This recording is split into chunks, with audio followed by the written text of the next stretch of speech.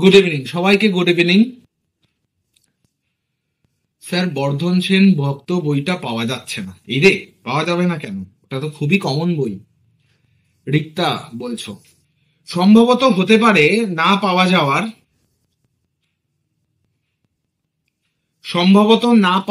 একটা কারণ হতে পারে যেহেতু এখনো অফিসিয়ালি শুরু হয়নি 11, হয়তো ওটা প্রিন্টে রয়েছে। ঠিক আছে, নোট প্রোভাইড করা হবে। রিম খাতুন বলছো হ্যাঁ অবশ্যই নোট প্রোভাইড করা হবে, আরো দু একটা ক্লাস নিয়ে নোটস গুলো দেবো। আমি যা যা পড়াচ্ছি ক্লাসে সেগুলো খাতায় নোট করো, সেগুলোই অল্প অল্প করে পড়তে থাকো আপাতত, যতদিন না বইটা পাচ্ছ।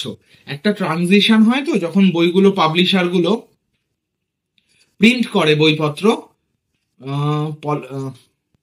পলক বলছো স্যার ছায়ার বইটা কিনলাম। ঠিক আছে, কোনো ব্যাপার না। আমি তো বলেছি যে যে কোনো বই তোমরা ইউজ করতে পারো, তবে আমার পছন্দের বই বর্ধন সেন ভক্তের বইটা। আমি নতুন, পৃথা বলছো হ্যাঁ ঠিক আছে। আগের স্যারের আগের দিনের ক্লাসটার রেকর্ডিং তোমরা পাবে নিশ্চয়ই, সেটা দেখে নিও যারা আগের দিনের ক্লাসটা করোনি। হ্যাঁ একটু ব্যাকগ্রাউন্ড নয়েজ আছে, আমি নেক্সট দিন থেকে সেটা চেষ্টা করছি। এনসিআরটি কবে পড়াবেন নাসরিন বলছো। দেখো এনসিআরটি ছাড়াও তোমাদের অনেক কিছু জানতে হবে। ব্যাপারটা এনসিআরটি তুহিন, এনসিআরটি পড়লে নিট তো শুধু ফোকাস করলে হবে না, তোমাদের তো বোর্ডটাও দিতে হবে। এনসিআরটি পড়লে শুধু হবে না, এনসিআরটি পড়তে হবে, তার সাথে যেগুলো পড়াচ্ছি পড়তে হবে। আর সাতটা কিনেছো ঠিক আছে, ভালো করেছো, কোনো ব্যাপার না। এনসিআরটি যে পড়ানো হবে সেটা তো আগেই বলেছি, তার আগে যে জিনিসগুলো একটু পড়ানো দরকার সেগুলো পড়াচ্ছি। ঠিক আছে, নেক্সট দিন থেকে এনসিআরটিটা শুরু করে দেব। ঠিক আছে, হ্যাঁ ঠিক আছে। যারা যারা নতুন অসুবিধা নেই, যারা সাতটা কিনেছো ছায়া কিনেছো কোনো ব্যাপার না, কোনো অসুবিধা নেই। স্যার বুক না কিনলে কি সুবিধা হবে? না একদমই নয়, একটা বই তো দরকার। সুজনকে বলছি একটা বই তো দরকার। হ্যাঁ চলো শুরু করা যাক। আমি এখন ক্লাসে যেগুলো করাচ্ছি সেগুলো কিন্তু খাতায় নোট নিতে থাকো, ঠিক আছে? না হলে অসুবিধা হয়ে যাবে। আমি নোটস দেবো যদিও, কিন্তু নোট পড়ো। বর্ধন সেন নয়, বর্ধনশীল ভক্ত পুরনো, কালকে কিনবো। পুরনো কিনো না, ঈশানকে বলছি পুরনো কিনো না। এবার কিছু না করতে পারলে পুরনো, দেখো টাকা পয়সারও তো একটা ব্যাপার থাকে। যদি মনে করো যে পুরনোই কিনবো, সেখানে আমার কিছু বলার নেই। কিন্তু পুরনো কেন বারণ করছি তার কারণটা হচ্ছে গত বছর থেকে সিলেবাস চেঞ্জ হয়েছে। ঠিক আছে, জাস্ট গত বছর। তো গত বছরেও নতুন অনেক কিছু অ্যাড করা বাকি ছিল।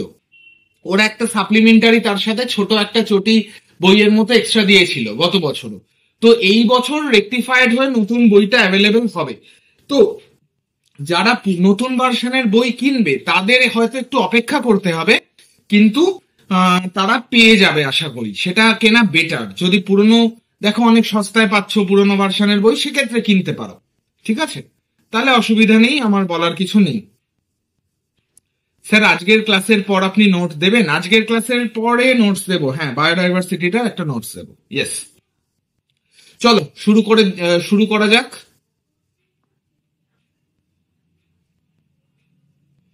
সেটা হচ্ছে দেখো, আগের দিন আমরা ভারতবর্ষর যে বায়োডাইভার্সিটি তার যে সিনারিও সেগুলো নিয়ে আলোচনা করেছিলাম, যে ভারতবর্ষ বায়োডাইভার্সিটিতে কোথায় দাঁড়িয়ে রয়েছে।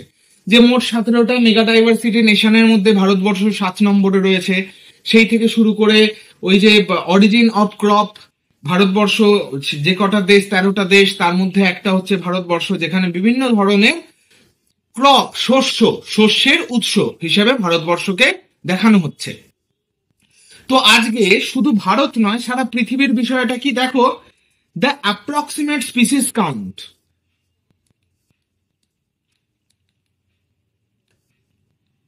অ্যাপ্রক্সিমেট স্পিসিস কাউন্ট মানে সম্ভাব্য সারা পৃথিবীতে যতগুলো জীব প্রজাতি এক্সিস্ট করতো টিল 1980 পর্যন্ত মোট পৃথিবীতে, সারা পৃথিবীতে প্রায় 1 থেকে 3 ক্রোড় বা 1 থেকে 3 কোটি প্রজাতির কথা জানা যায়। টিল ডেট, আজ অব্দি, থ্রু দ্য ট্যাক্সোনমিক্যাল রিসার্চেস, আজকে অব্দি বর্তমানে সারা পৃথিবীতে মোট কতগুলো প্রজাতি বসবাস করছে বর্তমানের পৃথিবীর প্রজাতি সংখ্যা, সেটা হচ্ছে মোটামুটি 1.6 ক্রোর্স, মোটামুটি 1.6 কোটি। ঠিক আছে, এই ব্যাপারটা কিন্তু মাথায় রেখো। এরপর আমরা ভারতের যেমন বায়োডাইভার্সিটি সম্পর্কে একটা ধারণা পেয়েছিলাম, যে ভারতবর্ষে মোট কতগুলো স্পিসিস রয়েছে, তাদের কি ব্যাপার স্যাপার, তাদের কাউন্ট কি, সেগুলো নিয়ে আমরা পড়েছিলাম। তার সাথে সাথে যে আমরা পড়েছিলাম প্রায় 45,000 ভারতবর্ষে প্লান্ট স্পিসিস রয়েছে, উদ্ভিদ প্রজাতি, এবং পড়েছিলাম প্রায় 81,000 অ্যানিমাল স্পিসিস, প্রাণী প্রজাতি। এখানে কিন্তু অণুজীবদের কথা ধরা হয়নি। তাহলে এই যে মোট ভারতবর্ষের প্রজাতি কাউন্ট, বায়োডাইভার্সিটি, এবং সারা পৃথিবীর বর্তমান যে 1.6 কোটি, 1.6 ক্রোর, এই যে বায়োডাইভার্সিটি প্রজাতির যে সমীক্ষা, গণনা, হিসেব, এইবার এর ওপর নিরিখে কিন্তু আমরা জানি যে অনেক ধরনের স্পিসিসকে আমরা আলাদা আলাদা বর্তমানে গুরুত্ব আরোপ করছি। কারণ একটা সময় অব্দি কি ছিল, যে পৃথিবীর একটা সাস্টেনেবল জায়গা ছিল, যে এত প্রজাতি রয়েছে পৃথিবীতে, এবং সেগুলো সবাই পৃথিবীতে একসাথে পারস্পরিক সম্পর্কের ভিত্তিতে, ইন্টারাকশনের মাধ্যমে তারা পৃথিবীতে অস্তিত্ব রক্ষা করতে পারে। কিন্তু আমরা ক্লাস 10-এও পড়েছি যে জীববৈচিত্র্য সংরক্ষণ কতটা গুরুত্বপূর্ণ একটা ব্যাপার হয়ে দাঁড়িয়েছে। কেন? কারণ আজকের পৃথিবীর ব্যাপারটা বদলে গেছে। মানুষের জনসংখ্যা এত বিপুল পরিমাণে বেড়েছে, এবং নগরায়ন থেকে শুরু করে অরণ্য, আমাদের বাসস্থান, কলকারখানা, এগুলো তৈরি করার জন্য বন জঙ্গল কাটা হচ্ছে, এবং তার সাথে সাথে কি হচ্ছে, অরণ্য। এবার অরণ্য কেন ইম্পর্টেন্ট? অরণ্য ছাড়া কি প্রজাতিরা বেঁচে থাকে না? অবশ্যই। যে মশা, মাছি, কুকুর, বিড়াল, গরু থেকে শুরু করে মানুষ, আরশোলা, টিকটিকি, মাকড়সা, যত স্পিসিস আমরা আমাদের চারপাশে দেখছি, তারা তো কেউ অরণ্যে বাস করছে না, তারা শহরাঞ্চলে বসবাস করার জন্য অভ্যস্ত হয়ে গেছে। তারা কিন্তু অরণ্যের বাইরেই রয়েছে, এবং তারাও এই যে 1.6 কোটির কথা বলা হচ্ছে, তারাও এই 1.6 কোটির অংশ, সেটা নিয়ে কোনো সমস্যা নেই। কিন্তু সমস্যার জায়গাটা হচ্ছে পৃথিবীর যে খুব অল্প সংখ্যক, যে অল্প পরিমাণ অরণ্য আজকে অবশিষ্ট, তাতেই কিন্তু অধিকাংশ জীববৈচিত্র্য তার বাসস্থান হিসেবে অরণ্যকেই বেছে নিয়েছে। তাহলে অরণ্যের বিপর্যয়, অরণ্য ধ্বংস হওয়ার সাথে সাথে আমাদের তার সাথে সাথে কোরিলেটেড ব্যাপার কি, পৃথিবীতে দূষণ বৃদ্ধি পাওয়া, নগরায়ন বাড়া, তার ফলে কিন্তু প্রচুর প্রজাতি আজকে সংকটের মুখে দাঁড়িয়ে রয়েছে। তো আজকে আমাদের কাছে, মানুষ হিসেবে আমাদের কাছে এই আধুনিক পৃথিবীর একটা সব থেকে বড় প্রশ্ন হয়ে দাঁড়িয়েছে কনজারভেশন, বা যেটা আমরা বাংলায় বলতে পারি সংরক্ষণ। সেটা বিভিন্ন ধরনের সংরক্ষণ, বিভিন্ন ধরনের কনজারভেশনই দরকার। সেটা যেমন প্রাকৃতিক সম্পদের সংরক্ষণ দরকার, কয়লার সংরক্ষণ দরকার, পেট্রোলিয়ামের সংরক্ষণ দরকার, সেখানে কনজারভেশন অফ বা সংরক্ষণ কিসের না, জীব বৈচিত্র্যের। জীব বৈচিত্র্য সংরক্ষণ, biodiversity conservation, conservation of biodiversity, জীব বৈচিত্র্য সংরক্ষণ, এইটাও কিন্তু একটা গুরুত্বপূর্ণ বিষয়। এবং আজকের পৃথিবীতে যে অত্যন্ত গুরুত্বপূর্ণ এবং ইম্পর্টেন্ট যে বিষয়গুলো নিয়ে এখনকার বিজ্ঞানীর থেকে শুরু করে, যারা বুদ্ধিজীবী মহল থেকে শুরু করে আরো যারা একাডেমিশিয়ান রয়েছে, তাদের কিন্তু মোস্ট কনসার্নিং বিষয়ের জায়গাটা হচ্ছে জীব বৈচিত্র্য সংরক্ষণ। কারণ মানুষ একা পৃথিবীতে টিকে থাকতে পারবে না। জীব বৈচিত্র্যের তার যে ভারসাম্য, ব্যালেন্স অফ দ্য বায়োডাইভার্সিটি পৃথিবীতে যদি বিঘ্নিত হয়, তাহলে কিন্তু মানুষেরও বিপন্নতা কিন্তু নিশ্চিত হয়ে যাবে। তাহলে আমরা বায়োডাইভার্সিটি সম্পর্কে গতদিন কিছু ধারণা তৈরি করেছি। আজকে আমরা যে জিনিসগুলো আলোচনা করব সেটা হচ্ছে কনজারভেশন অফ বায়োডাইভার্সিটি বা জীববৈচিত্র্য সংরক্ষণ। এবং এইটা দেখবে যে তোমাদের খুব সোজা লাগছে, আমরা যত দিন যাবে দেখবে জটিল জটিল জিনিসপত্র আলোচনা করছি, কিন্তু আজকের ক্লাসটা তোমাদের সোজাই লাগবে। তার কারণ আমরা কিন্তু অলরেডি জীববৈচিত্র্য সংরক্ষণ অল্প হলেও ক্লাস 10-এ পড়েছি, তারই একটু এক্সটেন্ডেড ভার্সন আমরা পড়ব। বায়োডাইভার্সিটি কাকে বলছি, জীববৈচিত্র্য কাকে বলছি? বায়োডাইভার্সিটি, নোট নাও, biodiversity conservation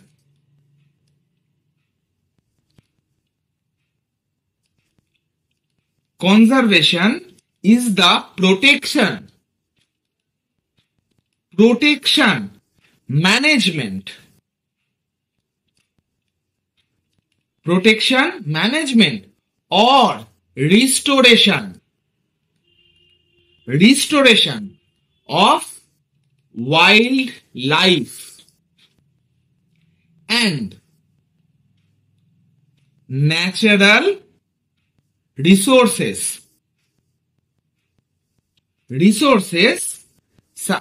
such as forest, water bodies, etc. তাহলে যদি বাংলায় বলি তাহলে ব্যাপারটা কি দাঁড়াচ্ছে? জীববৈচিত্র্য সংরক্ষণ কি? জীববৈচিত্র্য সংরক্ষণ হচ্ছে সুরক্ষা প্রদান করা, ব্যবস্থাপনা, সঠিক বিজ্ঞানসম্মত ব্যবস্থাপনা আর পুনর্স্থাপন কিসের? অফ ওয়াইল্ড লাইফ, জীবকুলের, এবং তার সাথে সাথেই ন্যাচারাল রিসোর্সেস, প্রাকৃতিক সম্পদের, যেমন জঙ্গল, জলাশয় ইত্যাদি। তাহলে কি যে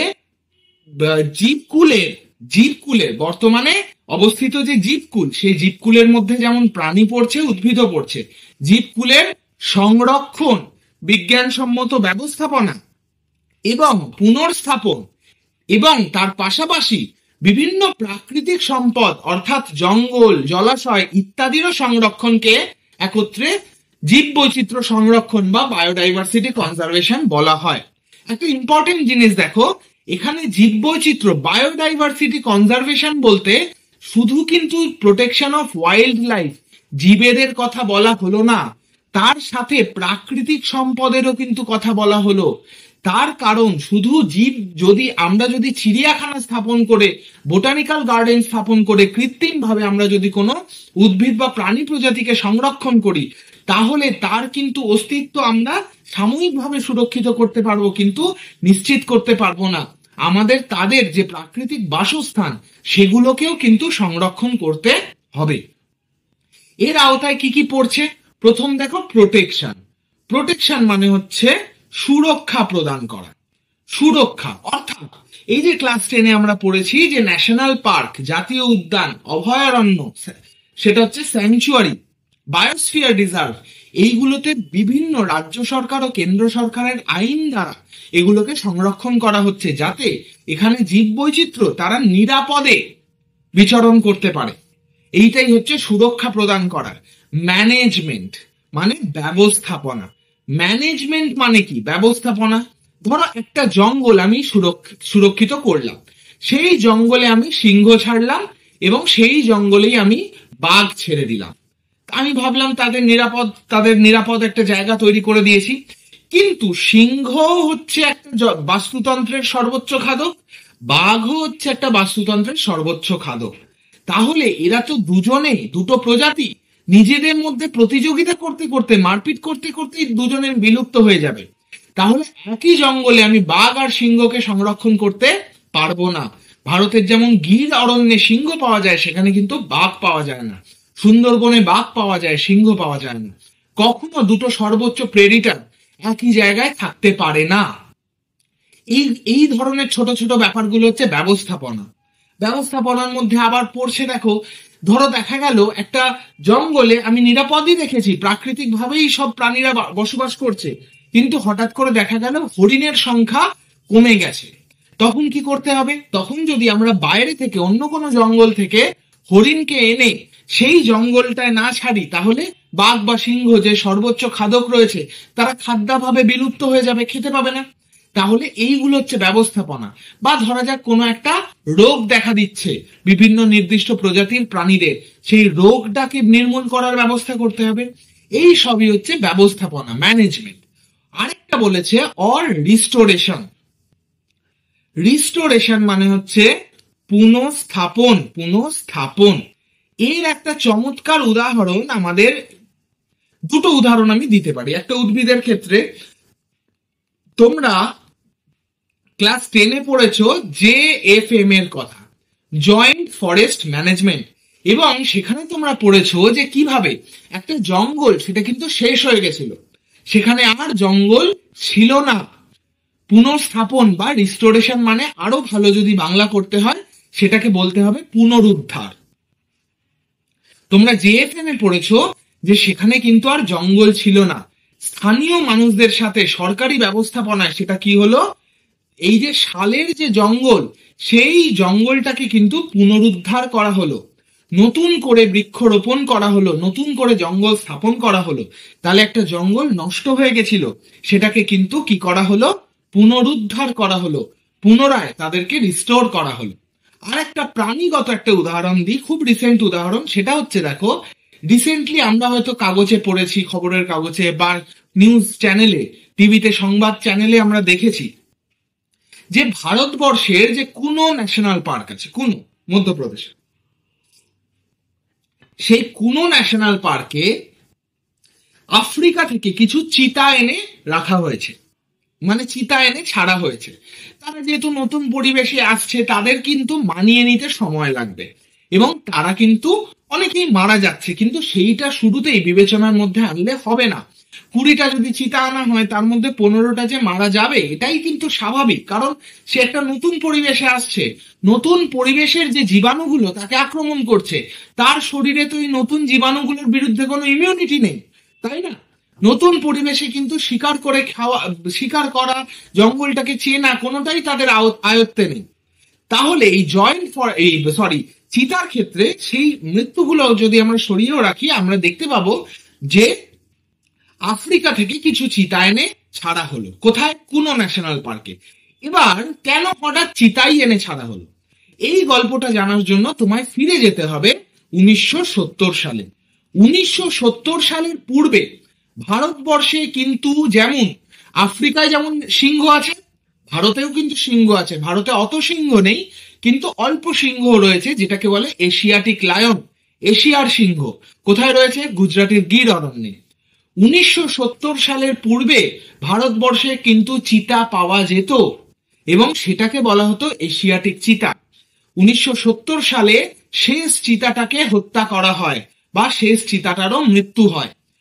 অপরিমিত মানে অনন্ত শিকার করার ফলে ভারতবর্ষ থেকে কিন্তু চিতা বিলুপ্ত হয়ে যায়। ভারতবর্ষে আর 1970-এর পর কোনো চিতা দেখতে পাওয়া যায়নি। এশিয়াটিক চিতা সারা পৃথিবীতে এখন, ঠিক এশিয়াটিক সিংহ যেমন সারা পৃথিবীতে শুধু ভারতবর্ষের গির অরণ্যে আছে, এশিয়াটিক চিতাও সারা পৃথিবীতে এখন ইরানের একটা ছোট্ট জায়গায় রয়েছে। এবার তোমরা বলতে পারো যে ইরান থেকে কেন আনা হলো না? কারণ ইরান থেকে আনলেই ভালো হতো, কারণ ওটাও এশিয়াটিক চিতাই, এখানে মানিয়ে নিতে ওরা সহজ হতো ওদের। কিন্তু ইরানেও চিতার সংখ্যা এতই কম বর্তমানে যে ইরানে কিন্তু চিতার সংখ্যাটা যেহেতু এত কম, যে ওখান থেকে আর চিতা এনে, ওখানে হয়তো পড়েই আছে 20-30টা, সেখান থেকে আর কটা চিতা এনে এখানে ছাড়া যাবে। যাই হোক, তো আফ্রিকা থেকে সেই চিতাটা আনা হয়েছে কুনো ন্যাশনাল পার্কে। কেন? কারণ ভারতবর্ষে তো আগে চিতা ছিলই, তাহলে যাতে নতুন করে ভারতবর্ষে চিতার পপুলেশনটা তৈরি করা যায়, এই উদ্দেশ্যে কিন্তু ভারতবর্ষে চিতা এনে ছাড়া হয়েছে। আশা করি বোঝাতে পারছি। হ্যালো, হ্যাঁ বলো, বুঝতে পেরেছো তো? কনজারভেশনের সংজ্ঞাটা বললাম, আর কনজারভেশনের যে 3টে শব্দ, আমাদের কি 3টে ক্রাইটেরিয়া কি, একটা হচ্ছে প্রিজার্ভেশন অর্থাৎ সংরক্ষণ, একটা হচ্ছে ম্যানেজমেন্ট ব্যবস্থাপনা, আর তৃতীয় হচ্ছে রিস্টোরেশন অর্থাৎ পুনরুদ্ধার বা পুনর্বসন। ঠিক আছে, চলো এরপরে 3টে জিনিস মনে রাখবে। সারা পৃথিবীতে অনেক সংস্থা আছে, যেসব সংস্থাগুলো কি করে, এই সংরক্ষণ নিয়ে কাজ কারবার করে। সেই সংস্থার মধ্যে আমরা একটা সংস্থার নাম জেনেছি, সংস্থার নামগুলো পরে আসছি। আগে আমাদের জানতে হবে যে এইটা কিন্তু এমসিকিউতে, যেহেতু এমসিকিউর পরীক্ষা, এই সাল দিয়ে হোক বা অন্যান্য কিছু, এমসিকিউ এর জন্য এই স্লাইডটা কিন্তু খুব ইম্পর্টেন্ট হতে চলেছে। সেইটা দেখো, প্রথম কনজারভেশন নিয়ে মানুষ চিন্তিত হয় দীর্ঘদিন ধরেই, কিন্তু প্রথম বিজ্ঞানসম্মতভাবে প্রথম উপর্যুপরি এবং কার্যকর পদক্ষেপ নেওয়া হয় 1993 সালে। 1993 সালে ব্রাজিলের রিও ডি জেনেরিও এই শহরে, কোথায়? Rio de Janeiro, RRIO। Rio de জেনেরিওতে, ব্রাজিলের রিও ডি জেনেরিওতে, তোমরা যারা ফুটবল পছন্দ করো তারা এই রিও ডি জেনেরিও নামটার সাথে হয়তো পরিচিত। কয়েক বছর আগেও, তোমাদের হয়তো জানার কথা নয়, তোমরা তখন ছোট অনেক, ব্রাজিলে যখন ফুটবল ওয়ার্ল্ড কাপ হয়েছিল এই রিও ডি জেনেরিওতেই হয়েছিল, মানে এই শহরটাকে কেন্দ্র করে। তাহলে ব্রাজিলের রিও ডি জেনেরিও শহরে একটা সমাবেশ হয়, বিজ্ঞানীদের সমাবেশ এবং পরিবেশবিদ যারা তাদের সমাবেশ, যেটাকে ইংলিশে বলে কনভেনশন। ইংলিশে বলে কনভেনশন। তাহলে কনভেনশনটার নাম কি? Rio de Janeiro convention. কত সালে হয়েছিল? 1993 সালে হয়েছিল, এটা মনে রাখতে হবে। সেই কনভেনশনে সারা পৃথিবীর বিভিন্ন বিজ্ঞানী এবং পরিবেশবিদ তারা কিন্তু এক জায়গায় জড়ো হন এবং আলোচনার মাধ্যমে কিছু পদক্ষেপ নেওয়ার কথা তারা মনস্থির করেন, যে যে পদক্ষেপগুলো আমাদের বর্তমান পৃথিবীর যে জীববৈচিত্র্য, সেই জীববৈচিত্র্য সংরক্ষণের জন্য গুরুত্বপূর্ণ ভূমিকা পালন করতে পারে। সেরকম পদক্ষেপ যে নতুন নতুন হটস্পট তৈরি করতে হবে, বায়োস্ফিয়ার রিজার্ভের সংখ্যা বাড়াতে হবে, কোন কোন প্রজাতির প্রজাতির সংখ্যা বাড়াতে হবে, এইগুলো সব কিন্তু কোন প্রজাতিগুলোকে আগে সংরক্ষণের জন্য জোর দেয়া হবে, এই ব্যাপারগুলো নিয়ে কিন্তু আলোচনা করা হয় এই রিও ডি জেনেরিওতে। ঠিক আছে, আশা করি বুঝতে পারছো। এর সাথে সাথে কিছু কমিটি বা কিছু গভর্নিং বডি তৈরি করা হয়। প্রথম গভর্নিং বডিটার নাম কি? WCU। WCU এর পুরো কথা কি? The world WORLD world conservation union. The world conservation union, এইটা তৈরি করা হয়। আর তৈরি করা হয় WWF। এই যে WWF এর কথা তোমরা ক্লাস 10-এ পড়েছো, এইটা পড়োনি, সেটা হচ্ছে world wide fund for nature, WWF।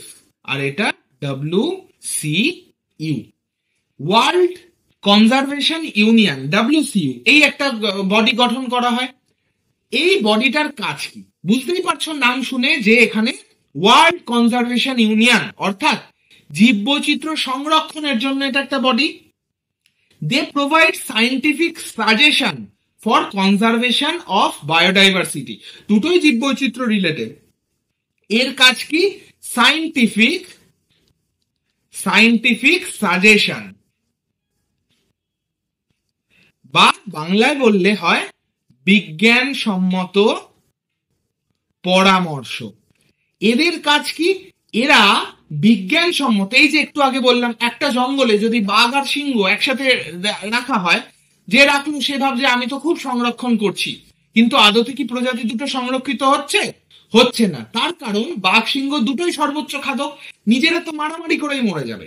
তাহলে এই বিজ্ঞানসম্মত ভাবে যে বলা, বিজ্ঞানসম্মত উপদেশ দেওয়া, বিজ্ঞানসম্মত পরামর্শ দেওয়া যে না তুমি এটা করতে পারো না, বা তুমি ভাবলে যে সুন্দরবনের কাছে একটা জঙ্গলে রেড পান্ডা এনে সংরক্ষণ করবে, রেড পান্ডা তো বাঁচবে না, কারণ ওর জন্য তো পার্বত্য অঞ্চলের শীতল পরিবেশ চাই। তাহলে এই যে বিজ্ঞানসম্মত পরামর্শ, যেখানে যে বডিটা, যে ওয়ার্ল্ড কনজারভেশন ইউনিয়নের যারা সদস্য তারা সবাই প্রায় বিজ্ঞানী, সায়েন্টিস্ট, রিসার্চার, তো এই লেভেলের মানুষজন, তো এরা কিন্তু কি করে? এদের কাজটা হচ্ছে পরামর্শ দেওয়া। পরামর্শ দেওয়া কিরকম?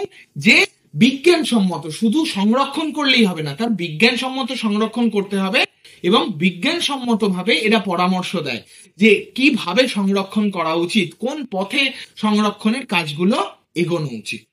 তাহলে এই কাজটা করছে কারা? এই কাজটা করছে হচ্ছে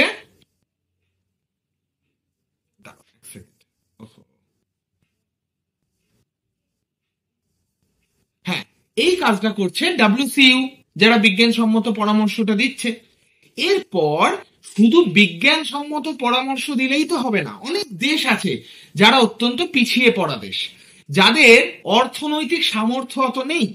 বায়োডাইভার্সিটি কনজারভেশনের জন্য কিন্তু প্রচুর টাকা খরচ হয়।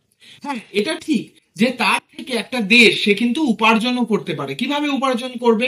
যেমন ধরো পর্যটনের মাধ্যমে।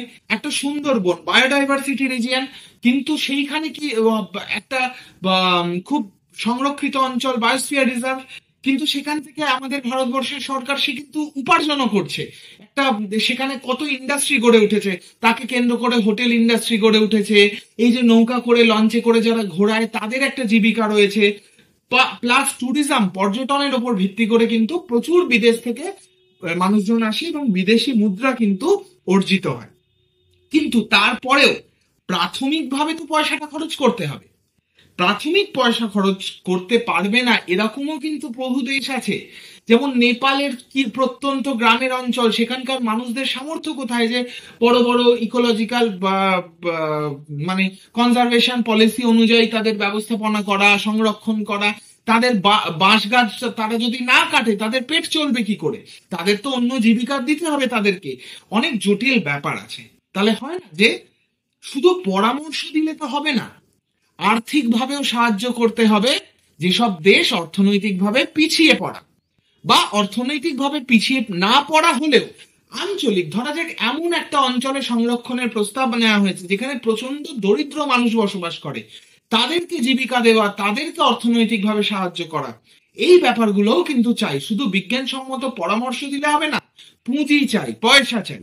সেইটা কে দেবে? সেইটার জন্য তৈরি করা হলো world wide fund for nature. Fund মানে হচ্ছে পুঁজি। পুঁজি অর্থাৎ বিশ্বব্যাপী জীববৈচিত্র্য সংরক্ষণের জন্য যারা পুঁজি প্রোভাইড করে, আর্থিক সহযোগিতা দেয় বিভিন্ন পিছিয়ে পড়া দেশগুলোকে। তাহলে WCO দিচ্ছে বিজ্ঞানসম্মত পরামর্শ, WWF দিচ্ছে পুঁজি, আর্থিক সহযোগিতা, অর্থনৈতিক সুবিধা। তাছাড়া আরেকটা সংস্থা রয়েছে যেটা খুবই ইম্পর্টেন্ট, ইউনেস্কো। ইউনেস্কো, ঠিক আছে? ইউনেস্কোর কথা তোমরা আগেই পড়েছো। ইউনেস্কোর বায়োডাইভার্সিটিতে WWF যেমন অর্থনৈতিকভাবে সাহায্য করে, একইভাবে ইউনেস্কো কিন্তু অর্থনৈতিকভাবে সাহায্য করে, প্লাস বিজ্ঞানসম্মত পরামর্শও কিন্তু প্রদান করে ইউনেস্কো। এই দুটো যেমন রিও ডি জেনেরিয়াতে নেওয়া হয়েছিল, এই দুটো সংস্থা তৈরি হয়েছিল। ইউনেস্কো কিন্তু স্বতন্ত্র, তার আগে থেকেই ছিল। ইউনেস্কোর বায়োডাইভার্সিটিতে প্রধান মূলত কন্ট্রিবিউশনের জায়গাটা হচ্ছে red data book. Red data book, এই রেড ডাটা বুকের কথা কিন্তু তোমরা ছোটবেলায় নানান রকম ভাবে, এক সেকেন্ড, আচ্ছা একটা জিনিস আমি ভুল লিখেছি, ইউনেস্কো আই না ই, ইউনেস্কো ই। আর এর পুরো কথাটা বলে দিই, united nations educational, E for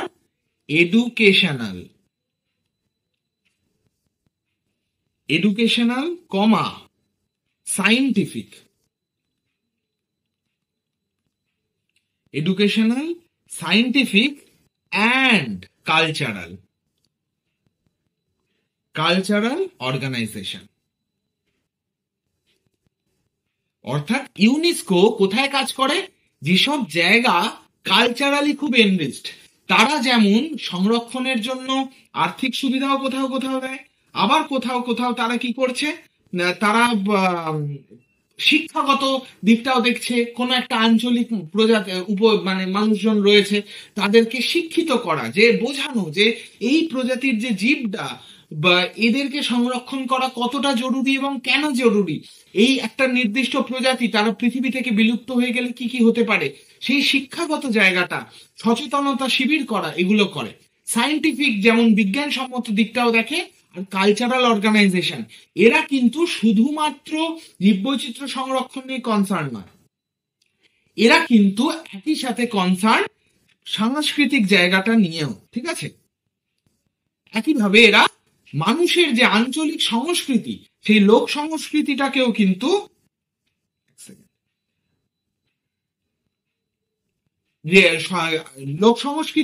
কিন্তু এরা প্রাধান্য দেয়।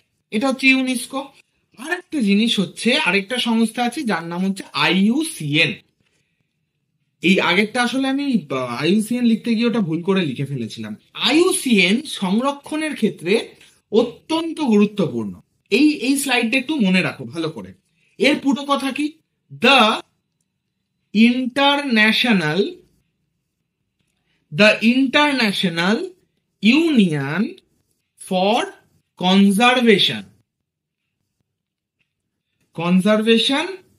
Of nature and natural resources, প্রাকৃতিক সম্পদ এবং প্রকৃতি দুটোকেই সংরক্ষণ করার যে ব্যবস্থা, I for international, U for union, for C for conservation, of N for nature and natural resources.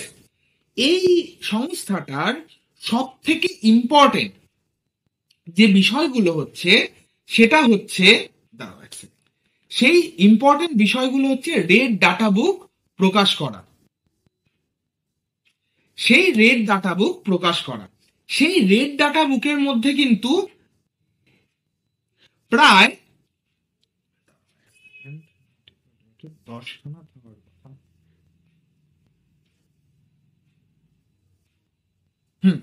প্রায় 9খানা ক্যাটাগরিতে ভাগ করা হয়েছে, 9টা শ্রেণী।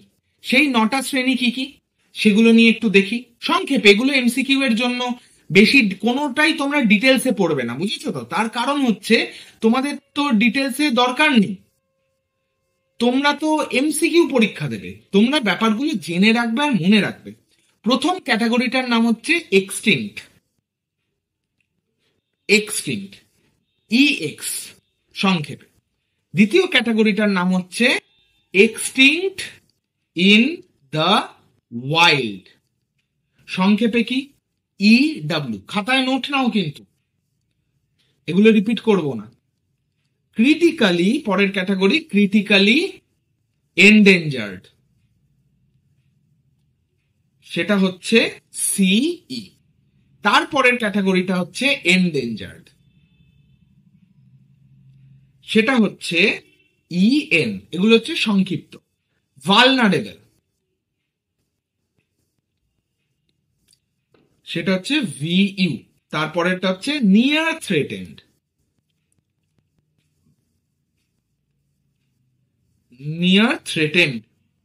এনটি। সাতেরটা হচ্ছে লিস্ট কনসার্নড,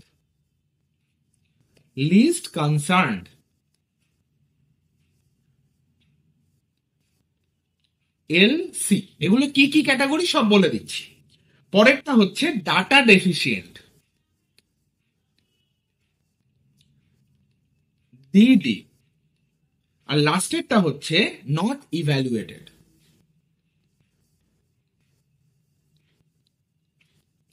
এন।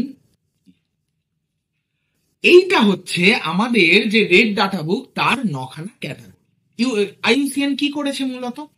আইইউসিএন করেছে কি, সারা পৃথিবীর যত জীববৈচিত্র্য রয়েছে তাদেরকে 9টা শ্রেণীতে ভাগ করেছে।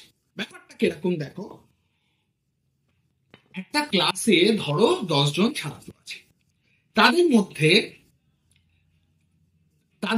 3 জন হচ্ছে পড়াশোনায় নিজে থেকেই খুব ভালো, সবাই জানে যে এরা র্যাঙ্ক করবে বোর্ডে গিয়ে। 3 জন আছে একদমই পড়াশোনা করে না, যাদের যতই পরিশ্রম করা হোক যাদের পেছনে, তারা একদম তাদের পড়াশোনায় মন নেই। বাকি 4 জন তারা মিডিওকার, তারা পড়াশোনায় অতটা ভালো নয়, কিন্তু তাদের পেছনে যদি পরিশ্রম করা যায় তারা কিন্তু ক্লাসে ভালো জায়গায় চলে আসতে পারে। এইবার যারা অলরেডি ভালো স্টুডেন্ট, টিচাররা কি শুধু তাদেরকেই প্রশ্ন ধরবে, তাদেরকে পড়া দেবে, তাদের সাথেই কথা বলবে? তারা তো অলরেডি ভালো, তাই না? তাহলে টিচারকে নির্বাচন করতে হবে যে আরো আমি কাদেরকে হোমওয়ার্ক দেব আলাদা করে, তাদেরকে আলাদা করে খাতা দেখবো তাদের, এইগুলোর মাধ্যমে কাদের ওপর পরিশ্রম করলে, যারা অতটা ভালো নয় কিন্তু আগামী দিনে একটু পরিশ্রম করলে তারাও কিন্তু ভালো হতে পারে। তার মানে কি, একটা নির্বাচনের জায়গা তৈরি হচ্ছে যে সবার প্রতি আমি সমানভাবে পরিশ্রম দেব না, আমি কিছু স্টুডেন্টকে বেশি পরিশ্রম দেব, কারুর ওপর বেশি নজর রাখবো, কারুর ওপর কম নজর রাখবো, কারুর ওপর নজর না রাখলেও চলবে।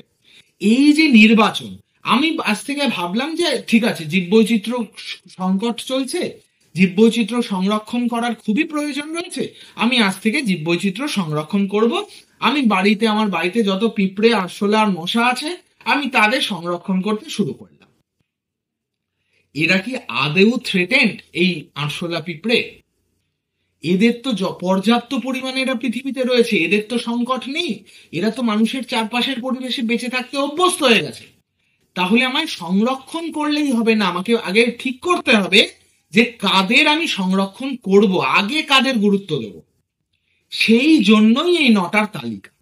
এই তালিকাগুলো কি আমি সংক্ষেপে বলছি, এক লাইন করে লিখে নিতে পারো, আমি মুখে যা বলছি বুঝে নাও ব্যাপারটা। নট ইভ্যালুয়েটেড কারা, শেষ থেকে এগো। নট ইভ্যালুয়েটেড কারা? নট ইভ্যালুয়েটেড মানে যাদের বিষয়ে চর্চা করা হয়নি। ইভ্যালুয়েট করা মানে যাদেরকে সমীক্ষা করা, যাদের সমীক্ষা করা এখনো হয়নি। যেসব প্রজাতির জীবদের সমীক্ষা করা হয়নি, অর্থাৎ তারা পৃথিবীতে প্রচুর পরিমাণে আছে নাকি তারা পৃথিবীতে অল্প পরিমাণে আছে, এসব কোনো তথ্যই আমাদের কাছে নেই। ফলত সংরক্ষণের জন্য কিছু মন্তব্য করা যাবে না, কারণ নট ইভ্যালুয়েটেড, কোনো সমীক্ষাই হয়নি। আগে সমীক্ষা করতে হবে, তারপর সেটা নিয়ে যদি দেখা যায় যে যথেষ্ট সংখ্যায় আছে, তাদেরকে অতটা গুরুত্ব না দিলেও চলবে, তাহলে গুরুত্ব দেওয়া হবে না। যদি দেখা যায় না গুরুত্ব দেওয়া দরকার, তাহলে গুরুত্ব দিতে হবে। তাহলে এরা হচ্ছে নট ইভ্যালুয়েটেড, যাদের কিন্তু কোনো সমীক্ষাই করা হয়নি, তার ফলে তাদের নিয়ে কোনো পদক্ষেপ গ্রহণ করা সম্ভব নয়। দ্বিতীয় শ্রেণীটা হচ্ছে তার ঠিক আগেরটা, ডাটা ডেফিসিয়েন্ট, অর্থাৎ যাদের তথ্য পর্যাপ্ত নেই, যাদের সম্পর্কে, মানে ধরো যাদের সমীক্ষা করা হয়েছে কিন্তু তাদের নিয়ে আরো সমীক্ষা, আরো গবেষণা করা প্রয়োজন। যতটা তথ্য এই প্রজাতিগুলোর সম্পর্কে রয়েছে সেইটাও যথেষ্ট নয়, আরো তথ্য প্রয়োজন। তবে গিয়ে তাদের সংরক্ষণ করা দরকার কি দরকার নয়, দরকার হলে কোন পথে সংরক্ষণ হবে, এই সব পদক্ষেপগুলো তখন নেওয়া যাবে। সমীক্ষা হয়তো শুরু হয়েছে বা সমীক্ষা হয়েছে, কিন্তু এদের নিয়ে আরো তথ্যের প্রয়োজন আছে, ডাটা ডেফিসিয়েন্ট। তাহলে এই 8, 9 দুটো ক্যাটাগরি নিয়ে কিন্তু আমরা কোনো পদক্ষেপ গ্রহণ করতে পারবো না। এবার 7 নম্বর, লিস্ট কনসার্নড। লিস্ট কনসার্নড মানে হচ্ছে, যা কনসার্ন হওয়া মানে কি, আমি কনসার্ন হচ্ছি মানে আমি চিন্তিত হচ্ছি যে এদের কি হবে। লিস্ট মানে কোনো দরকারই নেই। লিস্ট কনসার্ন মানে যেসব প্রজাতিদের নিয়ে চিন্তা করার দরকার নেই, যারা প্রচুর পরিমাণে পৃথিবীতে রয়েছে, যেমন মানুষ, লিস্ট কনসার্ন প্রজাতি, প্রচুর সংখ্যায় পৃথিবীতে রয়েছে। মশা, লিস্ট কনসার্ন প্রজাতি, প্রচুর সংখ্যায় পৃথিবীতে রয়েছে। স্ট্রিট ডগস, গরু, প্রচুর সংখ্যায় পৃথিবীতে রয়েছে, এদের বিলুপ্ত হয়ে যাওয়ার ধারে কাছেও এরা নেই। এরা হচ্ছে লিস্ট কনসার্ন প্রজাতি, মানে হচ্ছে তারাই যাদের নিয়ে বেশি চিন্তা করার দরকার নেই, প্রচুর সংখ্যায় পৃথিবীতে রয়েছে। এদের তথ্যও আছে, সমীক্ষাও আছে, গবেষণার তথ্যও রয়েছে, সব আছে, এবং এসে জানা গেছে যে এদের নিয়ে ভাবনা চিন্তা করার দরকার নেই। আরশোলা, ককরোচ, এদের সংরক্ষণের কোনো প্রয়োজন নেই, পৃথিবীতে পর্যাপ্ত পরিমাণে রয়েছে, বরং একটু কম থাকলে ভালো হয় আর কি, ব্যাপারটা এরকম। এরপর হচ্ছে 6 নম্বর, নিয়ার থ্রেটেন্ড। 6 নম্বর হচ্ছে নিয়ার থ্রেটেন্ড, মানে হচ্ছে এরা এমন প্রজাতি যাদের নিয়ে চিন্তা করার দরকার নেই ঠিকই, কিন্তু বিপদের কাছাকাছি আছে। এরা এখনো বিপদগ্রস্ত নয়, এরা এখনো বিপদে পড়েনি, কিন্তু বিপদের কাছাকাছি আছে। কখনো কোনো কারণে এরা বিপদগ্রস্ত হয়েও যেতে পারে। এখন এরা বিপদগ্রস্ত নয়, তবে লিস্ট কনসার্নডের মতো বিপুল পরিমাণেও নেই, ঠিক আছে, মানে এখন চলে যাবে, এখন এদের দিকে নজর না দিলেও চলবে। নিয়ার থ্রেটেন্ড, থ্রেটেন্ড মানে বিপদগ্রস্ত, নিয়ার মানে কাছাকাছি। এরা বিপদগ্রস্ত নয়, কিন্তু বিপদগ্রস্ততার কাছাকাছি আছে। যেমন ধরো বাঁদর, প্রচুর সংখ্যায় আছে। বাঁদর মানে রেসাস মাঙ্কির কথা বলছি, প্রচুর শ্রেণীর বাঁদর আছে যারা এন্ডেঞ্জার্ড, সেগুলো বলবো পরে। রেসাস মাঙ্কি, যেটা সাধারণত শহরাঞ্চলেও দেখতে পাওয়া যায়, এরা হচ্ছে নিয়ার থ্রেটেন্ড, মানে ঠিক আছে এদের নিয়ে অত চিন্তা করার দরকার নেই, কিন্তু নজর রাখতে হবে যে সংখ্যা কোথাও কমে গেল কিনা, হঠাৎ করে কি হচ্ছে, এটা একটু নজর রাখতে হবে, কিন্তু আলাদা করে সংরক্ষণের দরকার নেই। চিড়িয়াখানায় একটা আলাদা এনক্লোজার করে বাঁদর রেখে দিলাম, সেটার কোনো দরকার নেই। এমনি শহরাঞ্চলে এদিক ওদিকে এদের দেখতে পাওয়া যায়। এরা হচ্ছে নিয়ার থ্রেটেন। এরপরে হচ্ছে ভালনারেবল। ভালনারেবল কারা? ভালনারেবল হচ্ছে যারা বিপদগ্রস্ত, বিপন্ন। ভালনারেবলের বাংলাটা হচ্ছে বিপন্ন, অর্থাৎ এদের সংখ্যা প্রকৃতিতে 2.5 লক্ষ বা তার কম রয়েছে। এটা হচ্ছে ভালনারেবল ক্যাটাগরি। এদের সংখ্যা প্রকৃতিতে 2.5 লক্ষ বা তার কম রয়েছে। যেমন চিতল হরিণ, এরা খুব এক্ষুনি এরা বিলুপ্ত হয়ে যাচ্ছে ব্যাপারটা ওরম নয়, কিন্তু এরা বিপন্ন, মানে হচ্ছে এদের বাসস্থানের অভাব দেখা দিচ্ছে। অরণ্য ধ্বংস করলে এরা বিপদে পড়ছে আস্তে আস্তে। এদের সংখ্যা এমন নয় যে কালকেই এরা বিলুপ্ত হয়ে যাবে, ব্যাপারটা এরম নয়, কিন্তু এদের সংখ্যা কমছে। অতটাও কমেনি যে বিলুপ্ত হয়ে যাবে একেবারে, কিন্তু তাও স্টিল সংখ্যা কমছে। এদেরকে বলছি ভালনারেবল বা বিপন্ন। বা না, এটা না বিপন্ন নয়। এই ভালনারেবলটা অ্যাকচুয়ালি বাংলা হচ্ছে বিপদগ্রস্ত। বিপদগ্রস্ত। এগুলো তো সঠিক ওরম বাংলা টার্ম হয় না, এগুলো অনুবাদের সাপেক্ষে বলতে হয়। তার জন্য যত হায়ার স্টাডিজে যাবে ইংলিশ ল্যাঙ্গুয়েজটাই হচ্ছে সবচেয়ে প্রেফারেবল, কারণ টার্মিনোলজি গুলো তো ইংলিশেই হয়। তার বাংলা এবার পড়লে তার অনুবাদটাকে বলতে হয়। এটা হচ্ছে বিপদগ্রস্ত, ভালনারেবলটা বিপন্ন নয়। এরপরেরটা হচ্ছে এন্ডেঞ্জার্ড। এটা হচ্ছে বিপন্ন। বিপন্নটা হচ্ছে ভালনারেবলের থেকেও এদের খারাপ অবস্থা। ভালনারেবল কি বলেছিলাম? ভালনারেবল বলেছিলাম এদের সংখ্যা 2.5 লক্ষ বা তার কম রয়েছে।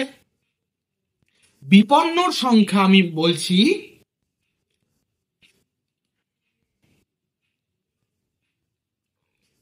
25,000 বা তার কম রয়েছে। এই হচ্ছে বিপন্ন। ঠিক আছে? বিপন্ন প্রজাতি যেমন কুমির, ঠিক আছে, যেমন হচ্ছে বিভিন্ন ভাল্লুকের প্রজাতি, যেমন হচ্ছে বিপন্ন এন্ডেঞ্জার্ড হচ্ছে এখন বাঘ।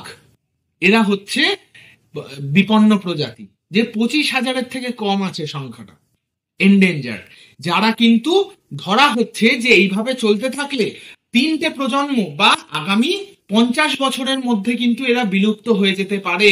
এরাম জায়গায় দাঁড়িয়ে রয়েছে যদি সংরক্ষণের ওপর নজর দেওয়া না হয়। এর পরের প্রজাতিটা হচ্ছে ক্রিটিক্যালি এন্ডেঞ্জার্ড, মানে অতি সংকটাপন্ন। অতি সংকটাপন্ন ভাবে বিপন্ন। এদের সংখ্যা প্রকৃতিতে 250টার থেকেও কম রয়েছে। এরা হচ্ছে অতি সংকটাপন্ন ভাবে বিপন্ন, যারা 3টে প্রজন্ম বা আগামী 10 বছরের মধ্যেই বিলুপ্ত হয়ে যাবে যদি আমরা এখনই সংরক্ষণ করতে না পারি। মাত্র 250টা পৃথিবীতে রয়ে গেছে। যেমন হচ্ছে এশিয়াটিক লায়ন, অতি সংকটা, যদিও এশিয়াটিক লায়নকে এখন এন্ডেঞ্জার্ডে আনা হয়েছে ক্রিটিক্যালি এন্ডেঞ্জার্ড থেকে, যেমন রেড পান্ডা, যেমন হচ্ছে লায়ন টেলড ম্যাকাক, এরকম নানান প্রজাতি যারা অত্যন্ত কম রয়েছে, 250টার থেকে কম। উদাহরণ এখানে মনে রাখার দরকার নেই। এদের বলছি আমরা ক্রিটিক্যালি এন্ডেঞ্জার্ড বা অতি সংকটাপন্ন ভাবে বিপন্ন। এর পরের ক্যাটাগরিটা হচ্ছে extinct in the wild. Extinct মানে বিলুপ্ত। এক্সটিংক্ট ইন দা ওয়াইল্ড মানে হচ্ছে, ওয়াইল্ড মানে কি প্রাকৃতিক পরিবেশে বিলুপ্ত। প্রাকৃতিক পরিবেশে আর এদের পাওয়া যাবে না, অলরেডি বিলুপ্ত হয়ে গেছে। যেমন সুমাত্রার হোয়াইট রাইনোসেরাস, সাদা গন্ডার, সুমাত্রার একটাই জীব অবশিষ্ট, সেটাও চিড়িয়াখানায়। প্রকৃতিতে আর জঙ্গলে এদের দেখতে পাওয়া যায় না, জঙ্গলে বিলুপ্ত হয়ে গেছে। কৃত্রিম ভাবে এদেরকে রাখা হয়েছে 2-1টা প্রজাতি এদিক ওদিক, কিন্তু জঙ্গলে আর এদের দেখতে পাওয়া যায় না। Extinct in the wild. এবং শেষ শ্রেণীটা হচ্ছে এক্সটিংক্ট। এদের নিয়ে আর কিছু করারই নেই, তার কারণ হচ্ছে এরা অলরেডি চিরতরে পৃথিবী থেকে হারিয়ে গেছে, বিলুপ্ত। যেমন ভারতীয় চিতা, এদের আর ফিরিয়ে আনার কোনো রাস্তা নেই, শেষ প্রাণীটাও মারা গেছে। যেমন বারবারিয়ান লায়ন, ঠিক আছে, এই ধরনের অনেক জীব আছে যাদের নিয়ে আর কিছু করার নেই, শেষ প্রাণীটারও মৃত্যু হয়ে গেছে। শুধু কি করার আছে, এরা কেন বিলুপ্ত হয়েছে, কিভাবে বিলুপ্ত হয়েছে, সেগুলো স্টাডি করে আমরা বলতে পারি, সেগুলো স্টাডি করে আমরা শিক্ষা নিতে পারি, যাতে আগামী দিনে এই একই ধরনের অন্যান্য প্রজাতি যাতে পৃথিবী থেকে বিলুপ্ত না হয়। বোঝা গেল তো এটুকু? জলদি রেসপন্স করো, আরো বেশ কিছুটা পড়াবো।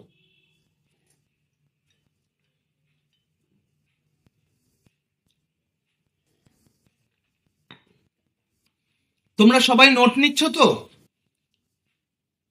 এই দেখতে না পাওয়ার মুশকিল না। কখনোই শ্রেয়ান্ত কান্তি কর জিজ্ঞাসা করছো, স্যার দীর্ঘদিন পর সেই আফ্রিকার চিতাগুলো কি এশিয়াটিক চিতায় পরিণত হবে?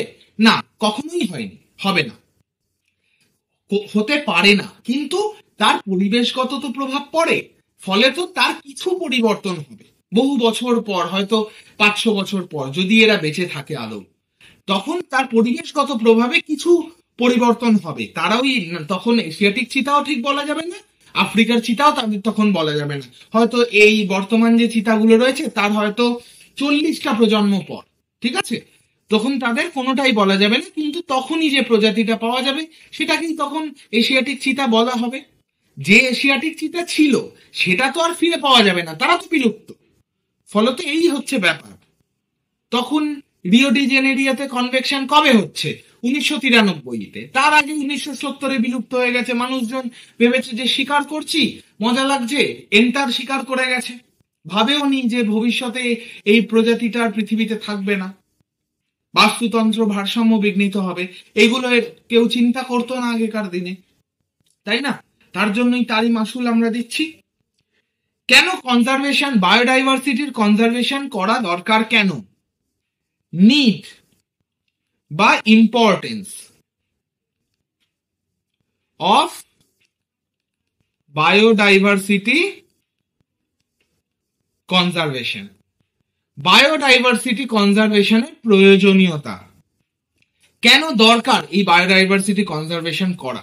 তার প্রথম হচ্ছে, দেখো, যারা বিলুপ্ত হয়ে গেছে তাদের তো কিছু করার নেই, কিন্তু endangered animal species are conserved and rescued from extinction in protected areas like sanctuary, national park, biosphere reserve, etc.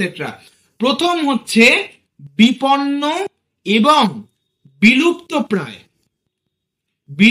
প্রায় প্রজাতিদের রক্ষা এবং তাদের বিলুপ্তির হাত থেকে বাঁচানো। এইটা হচ্ছে প্রথম, যে এন্ডেঞ্জার্ড অ্যানিমাল স্পিসিসদের রক্ষা করা, কনজার্ভ করা, তাদেরকে বিলুপ্ত হয়ে যাওয়া থেকে, এক্সটিংক্ট হয়ে যাওয়া থেকে রক্ষা করা। এইটার জন্য দরকার বায়োডাইভার্সিটি কনজারভেশন। বটানিক্যাল গার্ডেনে, নার্সারিতে endangered plants are rescued from extinction. বিপন্ন, বিলুপ্ত প্রায় এবং গুরুত্বপূর্ণ উদ্ভিদদের রক্ষা। বটানিক্যাল গার্ডেনে, নার্সারিতে বিভিন্ন অর্থনৈতিক ভাবে থেকে শুরু করে, ঔষধি গুণ সম্পন্ন থেকে শুরু করে নানান রকম উদ্ভিদ প্রজাতি যারা পৃথিবী থেকে হারিয়ে যাওয়ার মুখে এসে দাঁড়িয়েছে, তাদেরকে রক্ষা করার দরকার আছে। আর কি? Economically important medically viable species are made available for the next generation, মানে অর্থনৈতিক গুরুত্বপূর্ণ এবং অর্থনৈতিক গুরুত্বপূর্ণ, মেডিক্যালি ভ্যালুয়েবল মানে মেডিসিনালি ভ্যালুয়েবল, অর্থাৎ ঔষধি গুণ সম্পন্ন যে প্রজাতি, তাদেরকে রক্ষা করতে হবে, তাদেরকে রক্ষা করা। এই দেখো, এটা তো আমরা নিজেদের বেনিফিটের জন্যই। যেমন সর্পগন্ধা, সে কিন্তু একটা বিপন্ন প্রজাতি, অথচ তার ঔষধি গুণ আছে, তাই না? সিংকোনা, উত্তরবঙ্গের কালিম্পং ডিস্ট্রিক্টে প্রচুর সিংকোনা প্লান্টেশন করা হয়, কিন্তু সেও তো বিপন্ন প্রজাতি, তার অর্থনৈতিক গুরুত্ব আছে, এই ঔষধি গুণ আছে, অর্থনৈতিক গুরুত্বপূর্ণ। যেমন আমরা কস্তুরী মৃগ, কস্তুরী হরিণের কথা জানি, যে সুগন্ধি তৈরি হয় তাদের দেহের একটা গ্রন্থি থেকে নিঃসৃত তেল দিয়ে। তার জন্য তারা আজকে ক্রিটিক্যালি এন্ডেঞ্জার্ড, বিলুপ্ত প্রায়, কিন্তু তারা অর্থনৈতিক গুরুত্ব সম্পন্ন, তাদেরকে রক্ষা করতে হবে, তাই না? এইগুলোর জন্য কিন্তু আমাদের আর সবার ঊর্ধ্বে, সেটা হচ্ছে প্রাকৃতিক যে ভারসাম্য, সেই ভারসাম্য রক্ষা, প্রাকৃতিক ভারসাম্য রক্ষা, এইটারও কিন্তু দরকার আছে। এরপর আমরা কি কিভাবে কনজার্ভ করা হয় সেইগুলো নিয়ে একটু আলোচনা করব। কনজারভেশন বা জীববৈচিত্র্য সংরক্ষণ, এর ফান্ডামেন্টাল দুটো দিক আছে আমরা জানি। দেখো, আবার ক্লাস 10 পড়া, ছোটবেলাকার পড়া, খুব সোজা লাগবে। প্রথমটা হচ্ছে ইনসিটু কনজারভেশন, আর দ্বিতীয়টা হচ্ছে এক্সিটু কনজারভেশন। তোমরা চ্যাটেই বলো ইনসিটু কি আর এক্সিটু কি, বলো কেউ একজন ইনসিটুটা বলো সবার আগে, পড়েছি আমরা আগের ক্লাসগুলো। বলো, সংক্ষেপে বলো কেউ একজন অন্তত, যে ইনসিটু সংরক্ষণ বলতে আমরা কি বুঝি।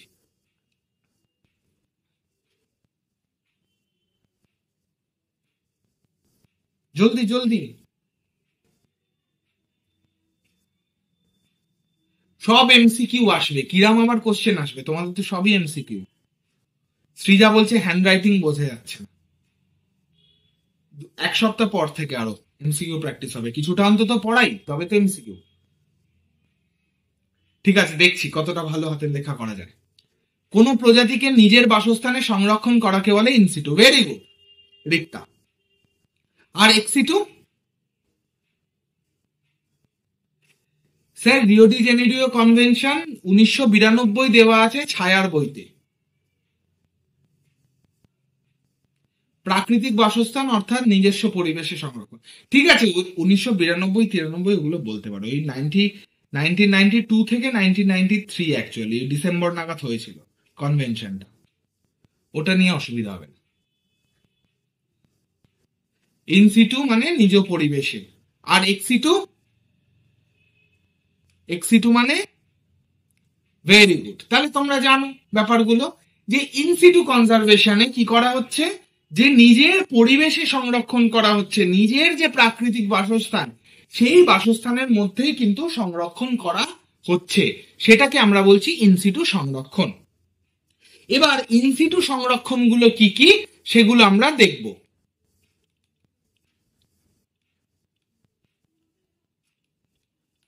ইনসিটু কনজারভেশন, তার প্রথমটা দেখো রয়েছে কি, প্রথম যে ইনসিটু কনজারভেশন সেটা হচ্ছে ন্যাচারাল রিজার্ভ। ন্যাচারাল রিজার্ভ একটা করে আমি এক্সাম্পল দেওয়ার চেষ্টা করব, আর বাংলাতেও বলে দেওয়ার চেষ্টা করব। ন্যাচারাল রিজার্ভ হচ্ছে প্রাকৃতিক বনাঞ্চল।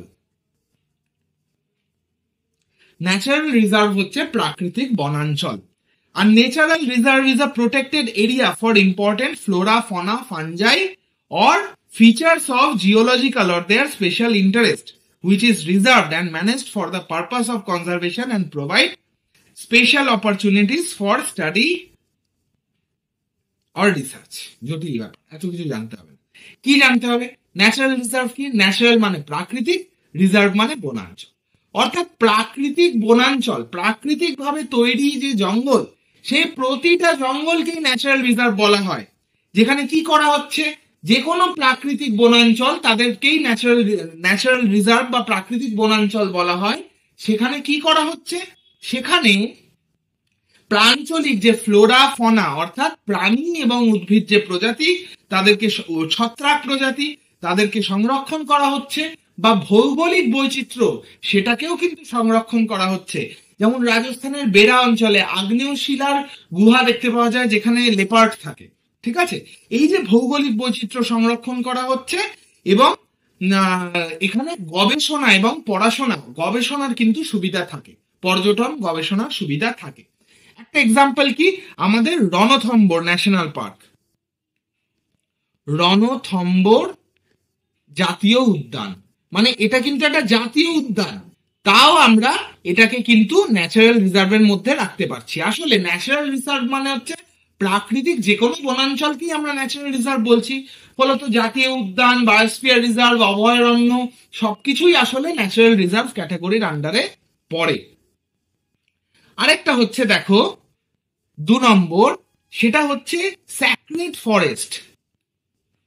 sacred forest and lakes.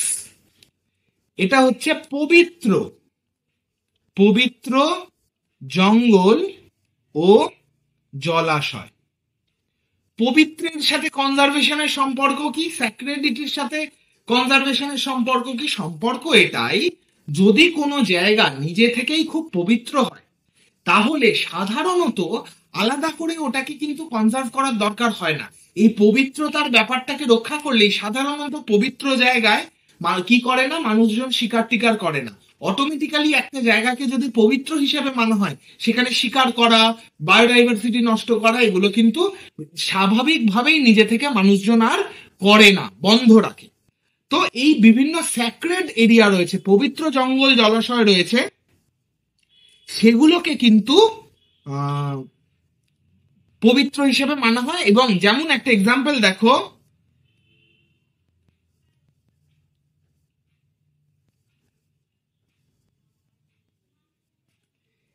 খেচিও Palri, এইটা হচ্ছে সিকিমের একটা লেক, সিকিমে অবস্থিত। এই জলাশয়টায় কিন্তু বিভিন্ন ধরনের বায়োডাইভার্সিটি দেখা যায় এবং সব থেকে ইম্পর্টেন্ট, এই জলাশয়টা হিমালয়ান স্যালামান্ডার পাওয়া যায়, যেটা অত্যন্ত critically endangered.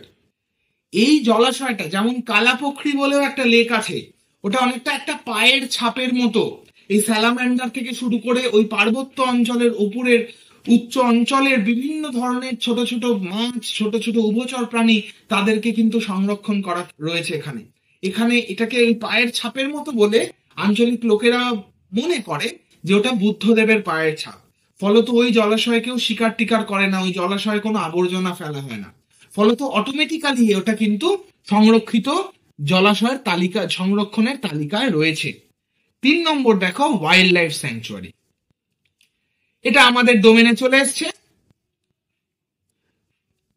Wild life sanctuary বা অভয়ারণ্য। ওয়াইল্ড লাইফ স্যাংচুয়ারি বা অভয়ারণ্য ক্লাস 10-এ পড়েছি, আর নতুন করে কি পড়বো?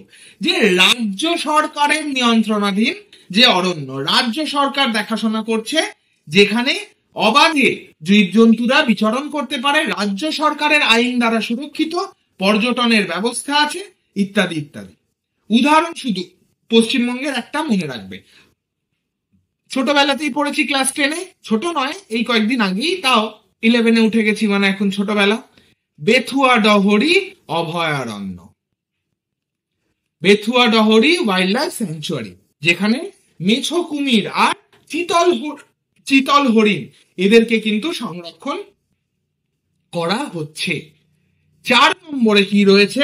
4 নম্বরে রয়েছে প্রোটেক্টেড ফরেস্ট। প্রোটেক্টেড ফরেস্ট, এবার তুমি বলবে এটা তো ওই ন্যাচারাল রিজার্ভ। প্রোটেক্টেড ফরেস্ট মানে সংরক্ষিত বনাঞ্চল।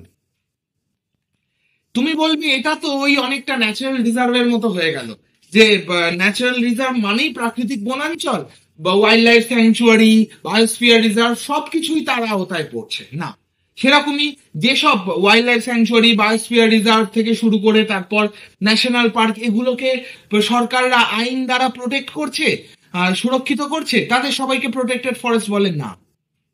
না, ওয়াইল্ড লাইফ স্যাংচুয়ারি, ন্যাশনাল পার্কে পর্যটনের সুব্যবস্থা আছে, তুমি চাইলে টিকিট কেটে সেখানে ঘুরে আসতে পারো, কিছু বিধিনিষেধ আছে সেগুলো মেনে। বেথুয়া ডহরিতে ঘুরতে যাওয়া যায়, ন্যাশনাল পার্ক গুলোয় ঘুরতে যাওয়া যায়, প্রোটেক্টেড ফরেস্টে প্রবেশ করা যায় না। প্রোটেক্টেড ফরেস্ট হচ্ছে যে কোনো রকম মানুষের অ্যাক্টিভিটি থেকে সেটাকে রক্ষা করা হয়। শিকার করা তো নিষিদ্ধই, পর্যটনের অনুমতি নেই, শুধুমাত্র গবেষণার জন্য সেখানে পারমিশন দেওয়া হয়। এইটাও কিন্তু মনে রাখবে, ওয়াইল্ড লাইফ স্যাংচুয়ারির মতোই কে নিয়ন্ত্রণ করছে? রাজ্য সরকার, স্টেট গভর্নমেন্ট। ঠিক আছে? ওয়েস্ট বেঙ্গলে লোথিয়ান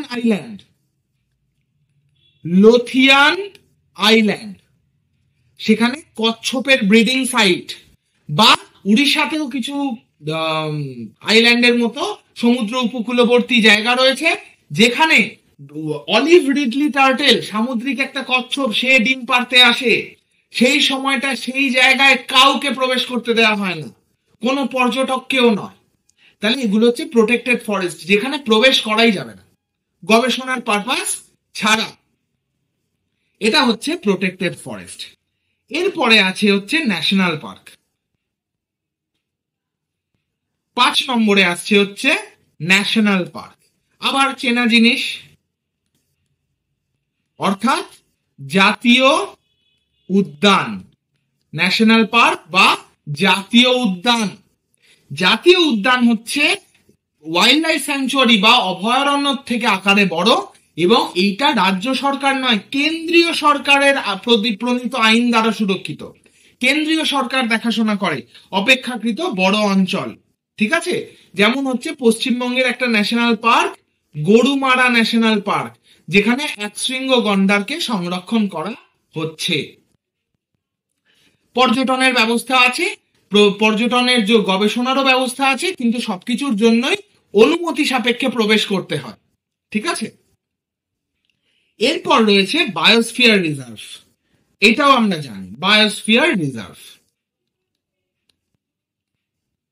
বায়োস্ফিয়ার রিজার্ভ অর্থাৎ যেটার বাংলাও হচ্ছে বায়োস্ফিয়ার রিজার্ভ। বায়োস্ফিয়ার রিজার্ভটা হচ্ছে কি জিনিস?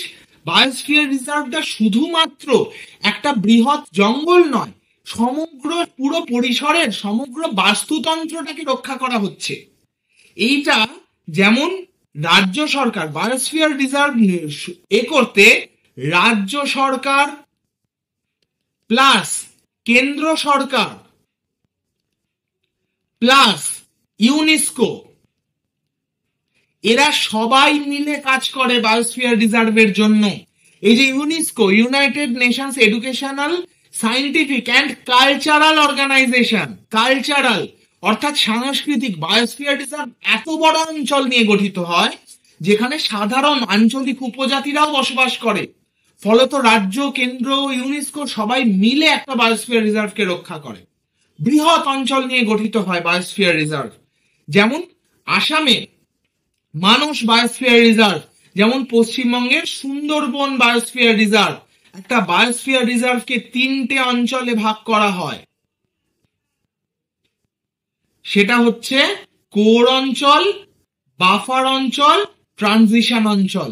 ট্রানজিশন অঞ্চলে আঞ্চলিক মানুষ, মানে আমি তুমি চাইলে সেখানে বাড়িঘর বানিয়ে থাকতে পারবো না, কিন্তু আঞ্চলিক মানুষ যারা বহু পূর্বপুরুষ ধরে সেই অঞ্চলে বসবাস করে আসছে, যারা কি করছে, যারা সেখানেই বসবাস করে এবং জীবিকা নির্বাহের জন্য, বেঁচে থাকার জন্য কোনো না কোনো ভাবে জঙ্গলের ওপর নির্ভরশীল, তারা বসবাসও করতে পারে। ঠিক আছে, এবং কখনো কখনো জীবজন্তু যে ট্রানজিশন অঞ্চল অব্দি চলে আসবে না তার তো কোনো ব্যারিকেড নেই, তাই না? তাহলে ট্রানজিশন অঞ্চলটা কিন্তু সেই জায়গা যেখানে আঞ্চলিক মানুষজন বসবাস করে। এবং কখনো কখনো আমরা শুনতে পাই যে সুন্দরবনের সজনেখালি গ্রামে, ধনেখালি গ্রামে বা অন্যান্য জায়গায় বাঘ চলে এসছে। মানে কি, সুন্দরবন তো বাঘেদেরই থাকার জায়গা। চলে এসছে মানে ট্রানজিশন অঞ্চলে, যেখানে সাধারণ মানুষের গ্রাম আছে, বসতি অঞ্চল আছে, সেখানে চলে এসছে কোর অঞ্চল থেকে বেরিয়ে। বোঝা গেল? তাহলে সাধারণ মানুষজন যেখানে আঞ্চলিক মানুষ বসবাস করে সেটাকে বলে ট্রানজিশন অঞ্চল।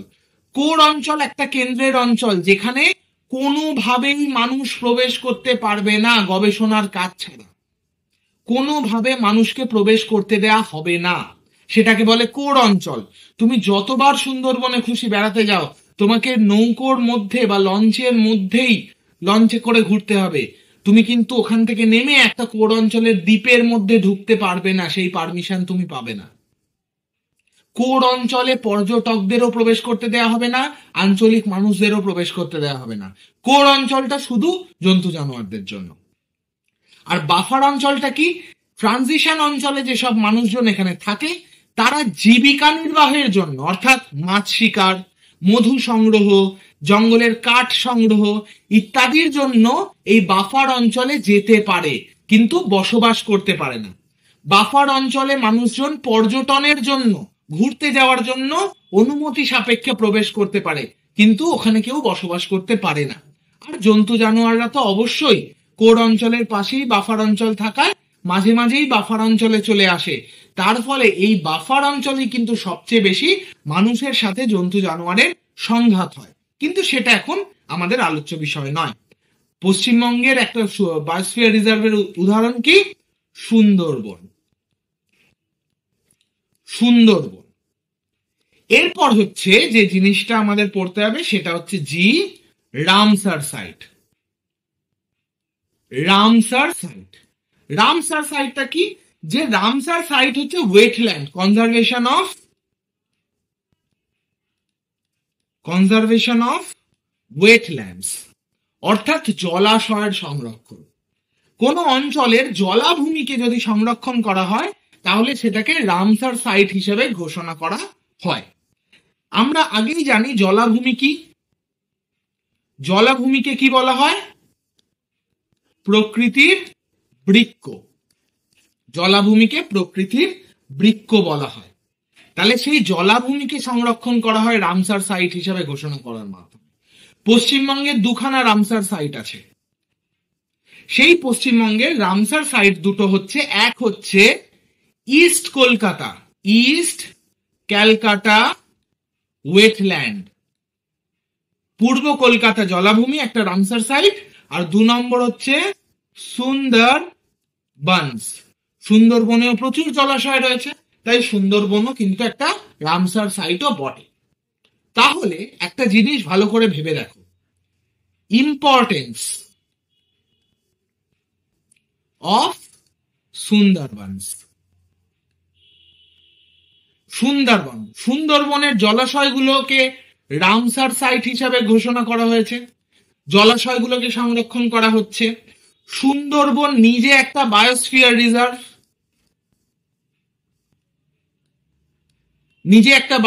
রিজার্ভ, সুন্দরবন।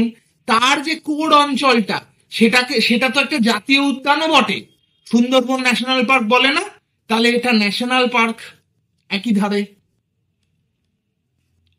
একই সাথে সুন্দরবনের নির্দিষ্ট কিছু জায়গা ওয়াইল্ড লাইফ স্যাংচুয়ারিও গঠিত হয়েছে, যেমন সজনেখালি ওয়াইল্ড লাইফ স্যাংচুয়ারি, সেটা পাখিদের জন্য অভয়ারণ্য, পাখি অভয়ারণ্য। সজনেখালি বার্ড স্যাংচুয়ারি, সেটা তার মানে সুন্দরবনের মধ্যে কিন্তু ওয়াইল্ড লাইফ স্যাংচুয়ারি সেটাও রয়েছে। তাহলে সুন্দরবনের গুরুত্বটা বুঝতে পারছো? সুন্দরবন কিন্তু জীববৈচিত্র্য সংরক্ষণের নিরিখে ভারতবর্ষের মধ্যে অত্যন্ত গুরুত্বপূর্ণ একটা স্থান দখল করে রয়েছে। ঠিক আছে, এর সাথে এরপরে আমাদের পড়তে হবে কি, সেটা হচ্ছে এক্সিটু সংরক্ষণ।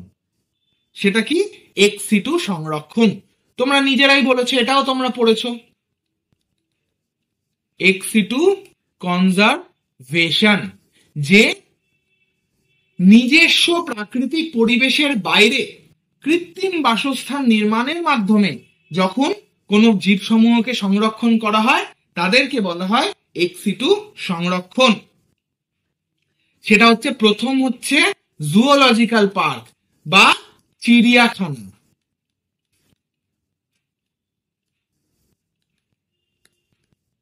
জুওলজিক্যাল পার্ক মানে চিড়িয়াখানা, যেখানে প্রাণীদের সংরক্ষণ করা হচ্ছে, নিজস্ব প্রাকৃতিক পরিবেশের বাইরে প্রাণীদের সংরক্ষণ করা হচ্ছে। যেমন আলিপুর চিড়িয়াখানা। ডিটেলসে কিচ্ছু জানার দরকার নেই, শুধু কনসেপ্ট যেটুকু বলছি সেটুকুই মনে রাখতে হবে, এর বাইরে একটা শব্দও পরীক্ষায় আসবে না।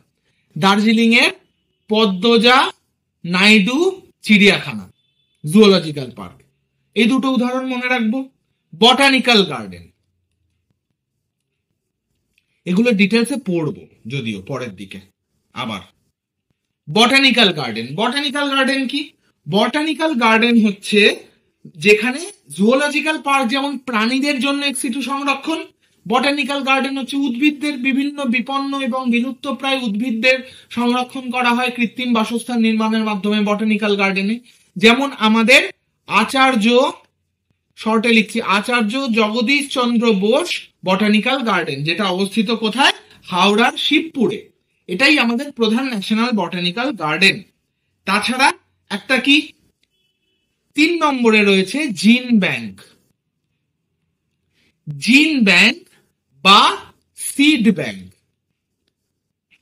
জিন ব্যাংক বা সিড ব্যাংক, সিড ব্যাংকের উদাহরণ কিন্তু এখানে যেমন হচ্ছে আমাদের ভারতবর্ষে একটা রয়েছে যে the national bureau of plant genetic research, the national bureau BUREAU, bureau of plant genetic research.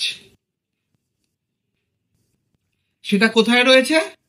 New Delhi, নয়া দিল্লি। উদাহরণ এটার দরকার নেই, আসবে না, বলে দিলাম আগে। তাছাড়া ন্যাশনাল স্টোরেজ ল্যাবরেটরি রয়েছে ইউএসএ তে। স্টোরেজ ল্যাবরেটরি, সেখানে কি করা হয়েছে?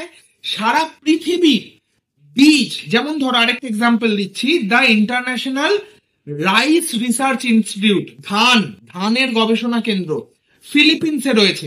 সেই ফিলিপিন্সে কি করা হচ্ছে? সারা পৃথিবীর যত প্রজাতির ধান রয়েছে সেই ধানের বীজ সংরক্ষণ করে রাখা রয়েছে, যে কখনো কোনো কারণে যদি সেই প্রজাতিটা বিলুপ্ত হয়ে যায়, ধানের প্রজাতিটা না থাকে, তাহলে সেই বীজগুলো দিয়ে নতুন করে আবার ধান গাছ তৈরি করে সেখান থেকে বীজ পাওয়া যাবে। এটাকে বলে সিড ব্যাংক বা জিন ব্যাংক। জিনটাও তো ওই সিডের মাধ্যমে সংরক্ষিত রয়েছে। তাছাড়া জিনও সংরক্ষণ করা হয়, সেটা যদিও যে এই সিড ব্যাংকের মধ্যে থাকছে না, সেটা চলে আসছে কোথায়? ক্রায়ো প্রিজার্ভেশনের আয়তায়। 4 নম্বর, ক্রায়ো প্রিজার্ভেশন। ক্রায়ো প্রিজার্ভেশন তোমরা আগেও পড়েছো, আবার পড়ছো। ক্রায়ো প্রিজার্ভেশন হচ্ছে, মনে রাখবে, -80°C নিচে সংরক্ষণ করলেই তাকে ক্রায়ো প্রিজার্ভেশন বলা হয়। সাধারণত কত ডিগ্রিতে করা হয়? -196°C। কি ইউজ করে? লিকুইড নাইট্রোজেন, তরল নাইট্রোজেন ব্যবহার করে। কি সংরক্ষণ করা হয়? পোলেন গ্রেনস, পরাগরেণু, সিড, প্লান্ট পার্টস মানে হচ্ছে গর্ভকেশর, ওভিউল, টিস্যু কালচারের যে টিস্যু, বিভিন্ন কোষ, কলা, তারপর প্রাণীদের শুক্রাণু, ডিম্বাণু, সেই শুক্রাণু ডিম্বাণু যে কোষ বিভাজিত হয়ে তৈরি হয়, স্পার্মাটোসাইট, উসাইট বলে এগুলোকে। স্পার্মাটোসাইট বিভাজিত হয়ে শুক্রাণু তৈরি হয়, সেই স্পার্মাটোসাইটটাই, উসাইট বিভাজিত হয়ে ডিম্বাণু তৈরি হয়, সেই উসাইটটাই। এগুলো সব কিন্তু এত কম তাপমাত্রায় সংরক্ষণ করা হয়, যেটাকে বলে ক্রায়ো প্রিজার্ভেশন। ঠিক আছে? ক্রায়ো প্রিজার্ভেশনের আলাদা কোনো রকম জায়গা নেই, বিভিন্ন ল্যাবরেটরিতেই ক্রায়ো প্রিজার্ভেশনের মাধ্যমে সেই ল্যাবরেটরিতে যে গবেষণার যে জিনিসপত্র সেগুলো সংরক্ষিত রয়েছে। 5 নম্বরে রয়েছে, দেখো, nursery and gardens. Nursery and garden, বাগান। নার্সারি এবং গার্ডেনের মধ্যে সাধারণত কিরকম করা হয়? কাটিং, গ্রাফটিং করে তৈরি করা বিভিন্ন হাইব্রিড প্রজাতি, তাছাড়া বিভিন্ন অর্নামেন্টাল প্লান্টস। অর্নামেন্টাল প্লান্ট মানে আলংকারিক গাছ। অলংকারিক গাছ, অলংকারিক গাছ কারা? যাদেরকে শৌখিন গাছ হিসেবে, ঘর সাজানোর গাছ হিসেবে ব্যবহার করা হয়। তাছাড়া বিভিন্ন মেডিসিনাল উদ্ভিদ, ভেষজ উদ্ভিদ, এদেরকে কিন্তু সংরক্ষণ করা হয় বিভিন্ন নার্সারিতে। সেগুলোর আলাদা করে উদাহরণ দেওয়ার দরকার নেই, তোমরা জানো বিভিন্ন জায়গায় নার্সারি রয়েছে। কোন নার্সারিতে হয়তো কোন স্পিসিস, খুব রেয়ার স্পিসিস, সেগুলো তারা স্পেসিফিক্যালি ওই নার্সারিতেই তারা সংরক্ষণ করে রাখে, তারা সেগুলো বিক্রি করে। তাহলে নার্সারিতেও বিভিন্ন কিন্তু অর্নামেন্টাল প্লান্টস, শস্য, যে কোনো নার্সারিতে গেলে দেখবে বিভিন্ন বেগুন, উচ্ছে, আলু না হলেও বেগুন, উচ্ছে থেকে শুরু করে বিভিন্ন শস্য জাতীয়, ঠিক আছে, যেগুলো আমরা খাই, কপি, নানান রকম বীজ পাওয়া যায় কিনতে। তাহলে এগুলো শস্য জাতীয় উদ্ভিদ, ঘর সাজানোর উদ্ভিদ। আর দেখবে বিভিন্ন নার্সারিতে কত রং বেরঙের ফুলের গাছ পাওয়া যায়, ফ্লাওয়ারিং প্লান্টস, ফুলের গাছ। এগুলো কিন্তু এই নার্সারিগুলোয় সংরক্ষণ করা হয়। এমন তো নয় কারোর কাছে কোনো নার্সারিতে 10টা গাছ আছে, সে 10টাই বিক্রি করে দেয়, তা নয়। সে নিজের গাছের পুলটাকে বজায় রাখে, সেই গাছটাকে প্রোপাগেট করায়, বংশবিস্তার করায়, এবং তারপর সেই গাছটাকে বিক্রি করে। ফলত নার্সারি এবং বাগান যেগুলো, সেখানেও কিন্তু একটা সংরক্ষণ হচ্ছে, যেটাও কিন্তু এক্সিটু সংরক্ষণের আওতাতেই পড়ছে। বুঝতে পারলে তো? এগুলো কিন্তু সব পুরনো জিনিস, তাই না? পুরনো তো।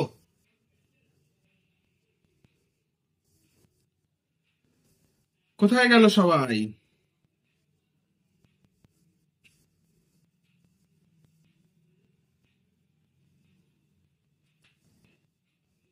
ইংলিশে প্রবলেম। আমাকে তো ইংলিশ বাংলা মিলিয়েই পড়াতে হবে, আমি তো সবই বাংলায় বলছি, তাহলে ইংলিশে প্রবলেম হলে অসুবিধা কি? এই কে বলবে তোমায়? ভালনারেবল এর ব্র্যাকেটে ভিভি লেখা ছিল না, ওটা ভিইউ, ওটা ভিইউ। বর্ধন সেন ভক্তের আমার বইটা নেই, আমি কয়েকদিন পরেই পাবো। আমার বইটা আমার একটা স্টুডেন্টকে আমি দিয়েছি, ও একটু ইকোনমিক্যালি একটু পিছিয়ে থাকা স্টুডেন্ট, ফলত আমি একটু তাকে দিয়েছি আমার বইটা, ফলত আমার কাছে এই মুহূর্তে নেই।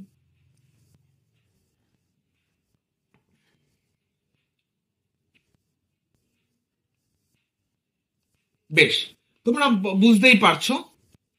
কে একটা বললো যে 3 নম্বর পয়েন্টে কি ছিল, 3 নম্বর পয়েন্টে কি ছিল, এই ভিডিও রেকর্ডিং গুলো কিন্তু এটার 3 নম্বর পয়েন্ট, এটার 3 নম্বর পয়েন্টে ছিল জিন ব্যাংক বা সিড ব্যাংক।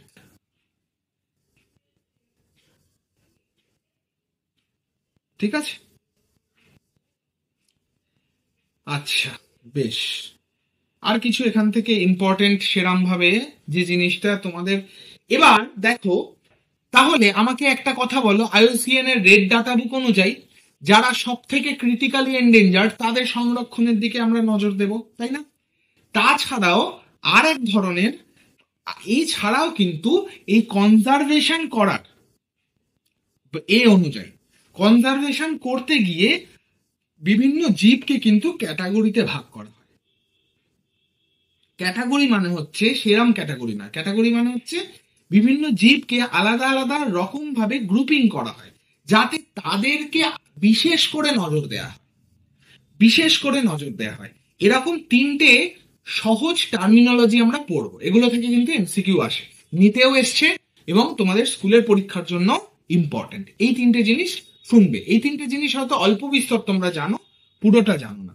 প্রথমত, কাদের আমরা কনজারভেশন করব শুরুতে? যারা rare, rare species, rare species যার বাংলাটা হচ্ছে দুর্লভ প্রজাতি, দুর্লভ প্রজাতি, রেয়ার স্পিসিস এর কনজারভেশন করব। রেয়ার স্পিসিস কারা?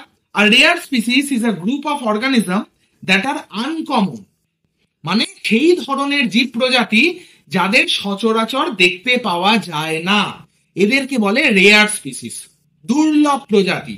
আমি জানি জঙ্গলে আছে, 5 বছরে একবার দেখা গেছে, বা অতটাও নয়, মানে ট্র্যাপ ক্যামেরা ইত্যাদিতে দেখা যায়, কিন্তু সাধারণত দেখা যায় না, গেলেই দেখা যাবে এরম নয়, রেয়ার, দুর্লভ। তার মানে কি, গেলেই কেন দেখা যাচ্ছে না? তাদের সংখ্যা এতটাই কম যে গেলেই দেখতে পাওয়া যাচ্ছে না, তাই এদেরকে বলা হচ্ছে দুর্লভ বা রেয়ার স্পিসিস। এদেরকে সংরক্ষণ করব। উদাহরণ কি? রেড পান্ডা, লাল পান্ডা। দ্বিতীয়, সেটা হচ্ছে দেখো endangered species, endangered species. Endangered species তো আইইউসিএন এর ডাটা বুক অনুযায়ী আমরা বললাম। সেই এন্ডেঞ্জার্ড স্পিসিস কি আলাদা করে আমি আর বলছি না, যে যারা একদম বিপন্ন, যারা যে কোনো সময় বিলুপ্ত হয়ে যেতে পারে, তাদেরকে আগে সংরক্ষণ করতে হবে আইইউসিএন রেড ডাটা বুক অনুযায়ী। এরা খুবই বিপদগ্রস্ত। উদাহরণ কি? স্নো লেপার্ড, ভারতের একটা এন্ডেঞ্জার্ড স্পিসিস। মেরু চিতা এদেরকে বলা হয়, স্নো লেপার্ড এন্ডেঞ্জার্ড স্পিসিস। আর কাদের সংরক্ষণ করব? এই 3 আর 4টা খুব ইম্পর্টেন্ট। একটা হচ্ছে keystone species, keystone species. Keystone species কার? কিস্টোন স্পিসিস মানে হচ্ছে যে ধরা যাক একটা জঙ্গলে একটা ঘাস জাতীয় 10খানা ঘাস, 10 টাইপস অফ গ্রাসেস, 10টা প্রজাতির ঘাস আছে একটা জঙ্গলে, তার মধ্যে একটা বিলুপ্ত হয়ে গেল, পড়ে রইল কটা? 9টা। তাহলেই কি জঙ্গলটার ভারসাম্য বিঘ্নিত হয়ে যাবে? না। কিস্টোন স্পিসিস কারা? কিস্টোন স্পিসিস হচ্ছে তারা যেসব প্রজাতি বিলুপ্ত হয়ে গেলে, যেসব প্রজাতি বিলুপ্ত হয়ে, কিস্টোন স্পিসিস হচ্ছে, keystone species are those that are extremely high impact on a particular ecosystem, যারা ইকোসিস্টেমে অর্থাৎ বাস্তুতন্ত্রে, বাস্তুতন্ত্রে যাদের গুরুত্ব অপরিসীম, মানে যেসব প্রজাতি বিলুপ্ত হয়ে গেলে সমগ্র বাস্তুতন্ত্রটাই ধ্বংস হয়ে যাবে, সমগ্র বাস্তুতন্ত্রটাই বিঘ্নিত হবে, তাদেরকে আমরা বলছি কিস্টোন স্পিসিস। উদাহরণ কি? উদাহরণ হচ্ছে royal Bengal tiger. Royal Bengal tiger এটা হচ্ছে একটা কিস্টোন স্পিসিস। এবার তুমি বলবে যে কেন বাঘ বিলুপ্ত হয়ে গেলে পুরো মানে ইকোলজিক্যাল ভারসাম্যটা, বাস্তুতন্ত্রের ভারসাম্য কেন বিঘ্নিত হবে? ধরো ধরো ঘাস, ঘাসকে কে খাচ্ছে? হরিণ। হরিণকে কে খাচ্ছে? বাঘ। ছোট ফুটছে। যদি বাঘ বিলুপ্ত হয়ে যায় তাহলে কি হবে? হরিণের সংখ্যা বাড়বে। হরিণের সংখ্যা যত বেশি করে বাড়বে তারা তত বেশি করে ঘাস খাবে। হরিণের সংখ্যা একটা সময় এত বেড়ে যাবে যে জঙ্গলটা থেকে ঘাসটাই বিলুপ্ত হয়ে যাবে। এবার জঙ্গল থেকে ঘাস যদি বিলুপ্ত হয়ে যায় তাহলে তো হরিণরাও বিলুপ্ত হয়ে যাবে খাদ্যের অভাবে তারপরে গিয়ে। এবং হরিণ বিলুপ্ত শুধু হবে না, ওই ঘাসকে আরো যে সকল প্রাণীরা খাদ্য হিসেবে গ্রহণ করে, ঠিক আছে, তারাও কিন্তু বিলুপ্ত হয়ে যাবে। ঠিক আছে, এই হচ্ছে ব্যাপার।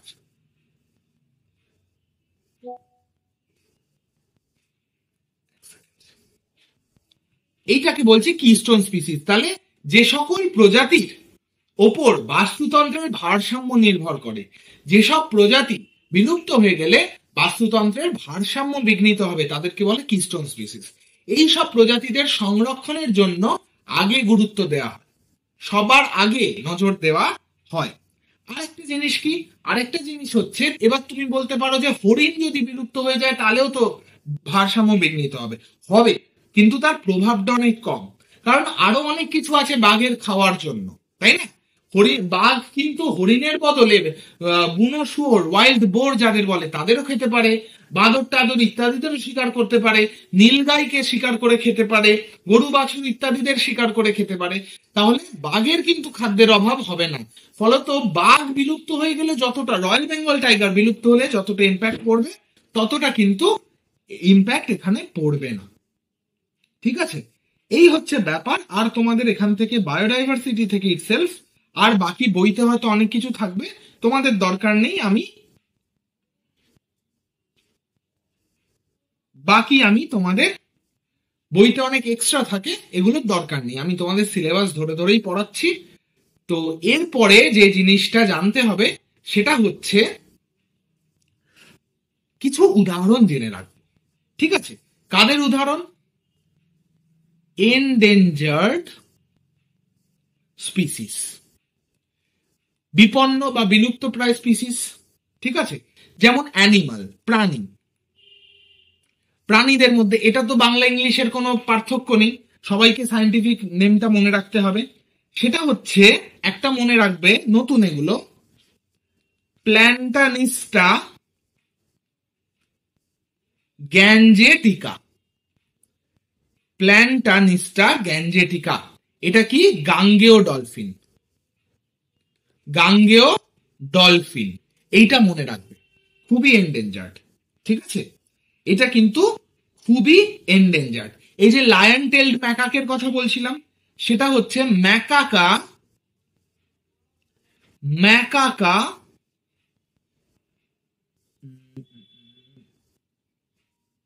ম্যাকাকা সাইলেনাস। ম্যাকাকা সাইলেনাস, এটা হচ্ছে লায়ন টেলড ম্যাকাক, অর্থাৎ সিংহের মতো ল্যাজ বিশিষ্ট বাঁদর। ঠিক আছে, আর আমরা তো জানি, কি বলে, বাঘের কথা জানি, তাই না? বাঘ হচ্ছে প্যান্থেরা টাইগ্রিস। আর কিছু দরকার নেই, এই দুটো মনে রেখো। ঠিক আছে, এগুলো দেয় না, তবে কিছু উদাহরণ কিন্তু মনে রেখে দেওয়া দরকার। কোশ্চেন অ্যান্সার অনুযায়ী যদি আসতো তাহলে আমি বলতাম যে লাগবেই, কারণ উদাহরণ দিতে হবে, বা চাইলো। এমসিকিউতে দেবে না এগুলো, ঠিক আছে, এমসিকিউতে দেয় না, কিন্তু তাও মনে রাখবে। কিছু প্লান্টস আমরা দেখে নিই। উদ্ভিদের ক্ষেত্রে প্রথম হচ্ছে ক্যাটাগরি হচ্ছে মেডিসিনাল প্লান্ট। মেডিসিনাল প্লান্টস অর্থাৎ ভেষজ উদ্ভিদ যাদের ঔষধি গুণ রয়েছে, সেটা হচ্ছে রাউলফিয়া, RAUVOLFIA, রাউলফিয়া সারপেন্টিনা। অর্থাৎ সর্পগন্ধা, রাউলফিয়া সার্পেন্টিনা। আরেকটা হচ্ছে অ্যাট্রোপা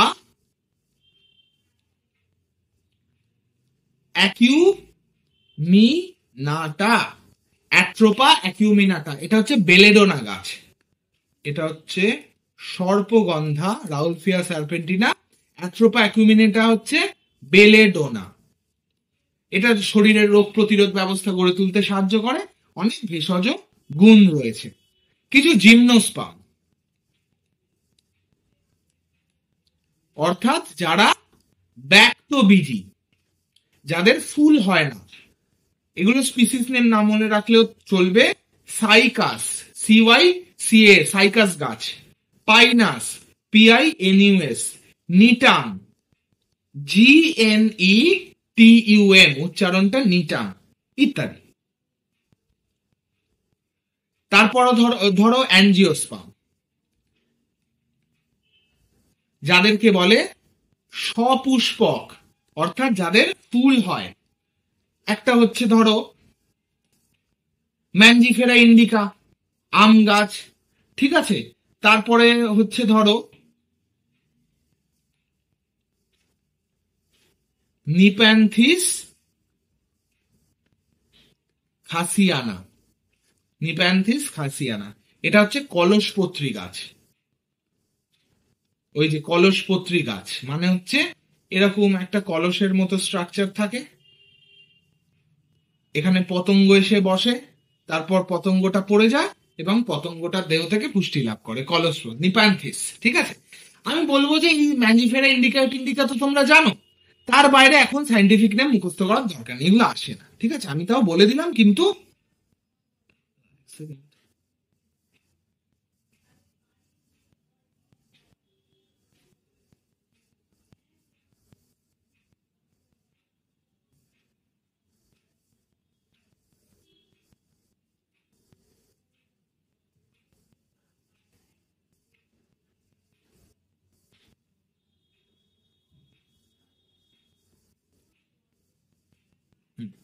হ্যাঁ, তো এই সাইন্টিফিক নেমগুলো আসে না। স্যার একটু স্লো করুন, লিখতে হচ্ছে তো, রেকর্ডেড তো থাকবে, সেটা আরেকবার দেখে টাইম নিয়ে পরে লিখে নেবে, ঠিক আছে। কারণ স্লো করলে সিলেবাস শেষ করতে পারবো না। 11 হয়ে গেছে, ক্লাস 10-এ তোমরা যত স্লো বলেছো তার থেকেও স্লো করিয়েছি। 11-এ স্লো করার কোনো জায়গাই নেই, কি করে স্লো করো? আর ক্লাস হবে না, বায়োডাইভার্সিটি শেষ। এই সাইন্টিফিক, শোনো যেটা বললাম, স্যার নোটস লেকচার 1-এর কবে পাবো? লেকচার 1-2 বলে নয়, পুরো বায়োডাইভার্সিটির নোটস দিয়ে দেবো, সেটা দেখছি এই সপ্তাহের মধ্যেই, পরের ক্লাসের আগেই দিয়ে দেবো। হ্যান্ডরাইটিং বুঝতে প্রবলেম হচ্ছে, মুখের কথা শোনো, তাহলে তাড়াতাড়ি লিখতে হচ্ছে, আর কি করা যাবে। যাই হোক, শোনো, সেটা হচ্ছে যে বায়োডাইভার্সিটিটা এখানে শেষ হলো। বইতে যারা ছায়া, সাতরা, বর্ধন সেনভক্ত, যে বই যার কাছে আছে, তারা দেখবে যে বইতে হয়তো আরো অনেক কিছু এক্সট্রা আছে, ওগুলো আমাদের সিলেবাসের বাইরে। বইগুলোতে অনেক কিছু থাকে, সেগুলো পড়তে হবে না, আমি যেটুকু বলছি সেটুকু পড়লে মোর দ্যান এনাফ। আর এনসিআরটি যারা দেখবে, সেই এনসিআরটি নিট যদি দেবে ভাবো, তাহলে তো এনসিআরটি করবে। আর এনসিআরটি যারা দেখবে তাদের তো দেখতেই পাবে যে এনসিআরটি থেকে অনেক ডিটেলসে আমি পড়াচ্ছি, ঠিক আছে। কি টাইপের কোশ্চেন আসে আবার, কি শুধু এমসিকিউ টাইপের কোশ্চেন আসবে শ্রীপর্ণা? মাল্টিপল চয়েস কোশ্চেন, কোনো ফার্স্ট সেমিস্টারে তোমাদের কোনো বড় কোশ্চেন আসবে না। আরে জিমনোস্পার্ম, সাইকাস, পাইনাস, নিটাম, বিজ্ঞানসম্মত নাম আমি বললাম তো, মনে রাখতে হবে না। ট্যাক্সোনমির চ্যাপ্টারটায় যা যা বিজ্ঞানসম্মত নাম তখন মনে রাখতে হবে, ওগুলোই এনাফ। এই অন্য কোনো চ্যাপ্টারে আলাদা করে আর মনে রাখতে হবে না। এর পরের চ্যাপ্টারেই আসবো, তখন দেখবো কত বিজ্ঞানসম্মত নাম মনে রাখতে পারো, ঠিক আছে। কিস্টোন স্পিসিসটা হচ্ছে, কিস্টোন রিপিট করুন বলেছে হচ্ছে রঞ্জনা কর্মকার। কিস্টোন হচ্ছে যে প্রজাতি বিলুপ্ত হয়ে গেলে গোটা বাস্তুতন্ত্রটাই ভারসাম্য বিঘ্নিত হবে, তাদেরকে কিস্টোন প্রজাতি বলে। যে শুধু নিজে বিলুপ্ত হয়ে গেল তেমন নয়, গোটা বাস্তুতন্ত্রটাই ডিসব্যালেন্স হয়ে যাবে যে প্রজাতি বিলুপ্ত হয়ে গেলে, তাকে বলে কিস্টোন স্পিসিস। প্রতিষ্ঠা এখনো কোশ্চেন করে যাচ্ছে, এনসিআরটি কবে থেকে পড়বো? তোমাকে শুধু এনসিআরটি পড়ালে হবে তো, চলবে তো? আগে কোশ্চেন করো নিজেকে। এনসিইআরটি শুধু পড়লে হবে তো? তুমি কি নিট দিতে পারবে এনসিইআরটি পড়লে? স্কুলের পড়া তো হবেই না, ছেড়ে দাও। নিটও দিতে পারবে না, এনসিইআরটি পড়ে ওরকম নিট দেওয়া যাবে না। এনসিইআরটি পড়তে হয়, তার সাথেও অনেক কিছু জিনিস জানতে হয়। তাহলে যখন যেটা পড়াচ্ছি সেটা পড়ো, যখন এনসিইআরটি পড়াবো সেটা তো দেখতেই পাবে।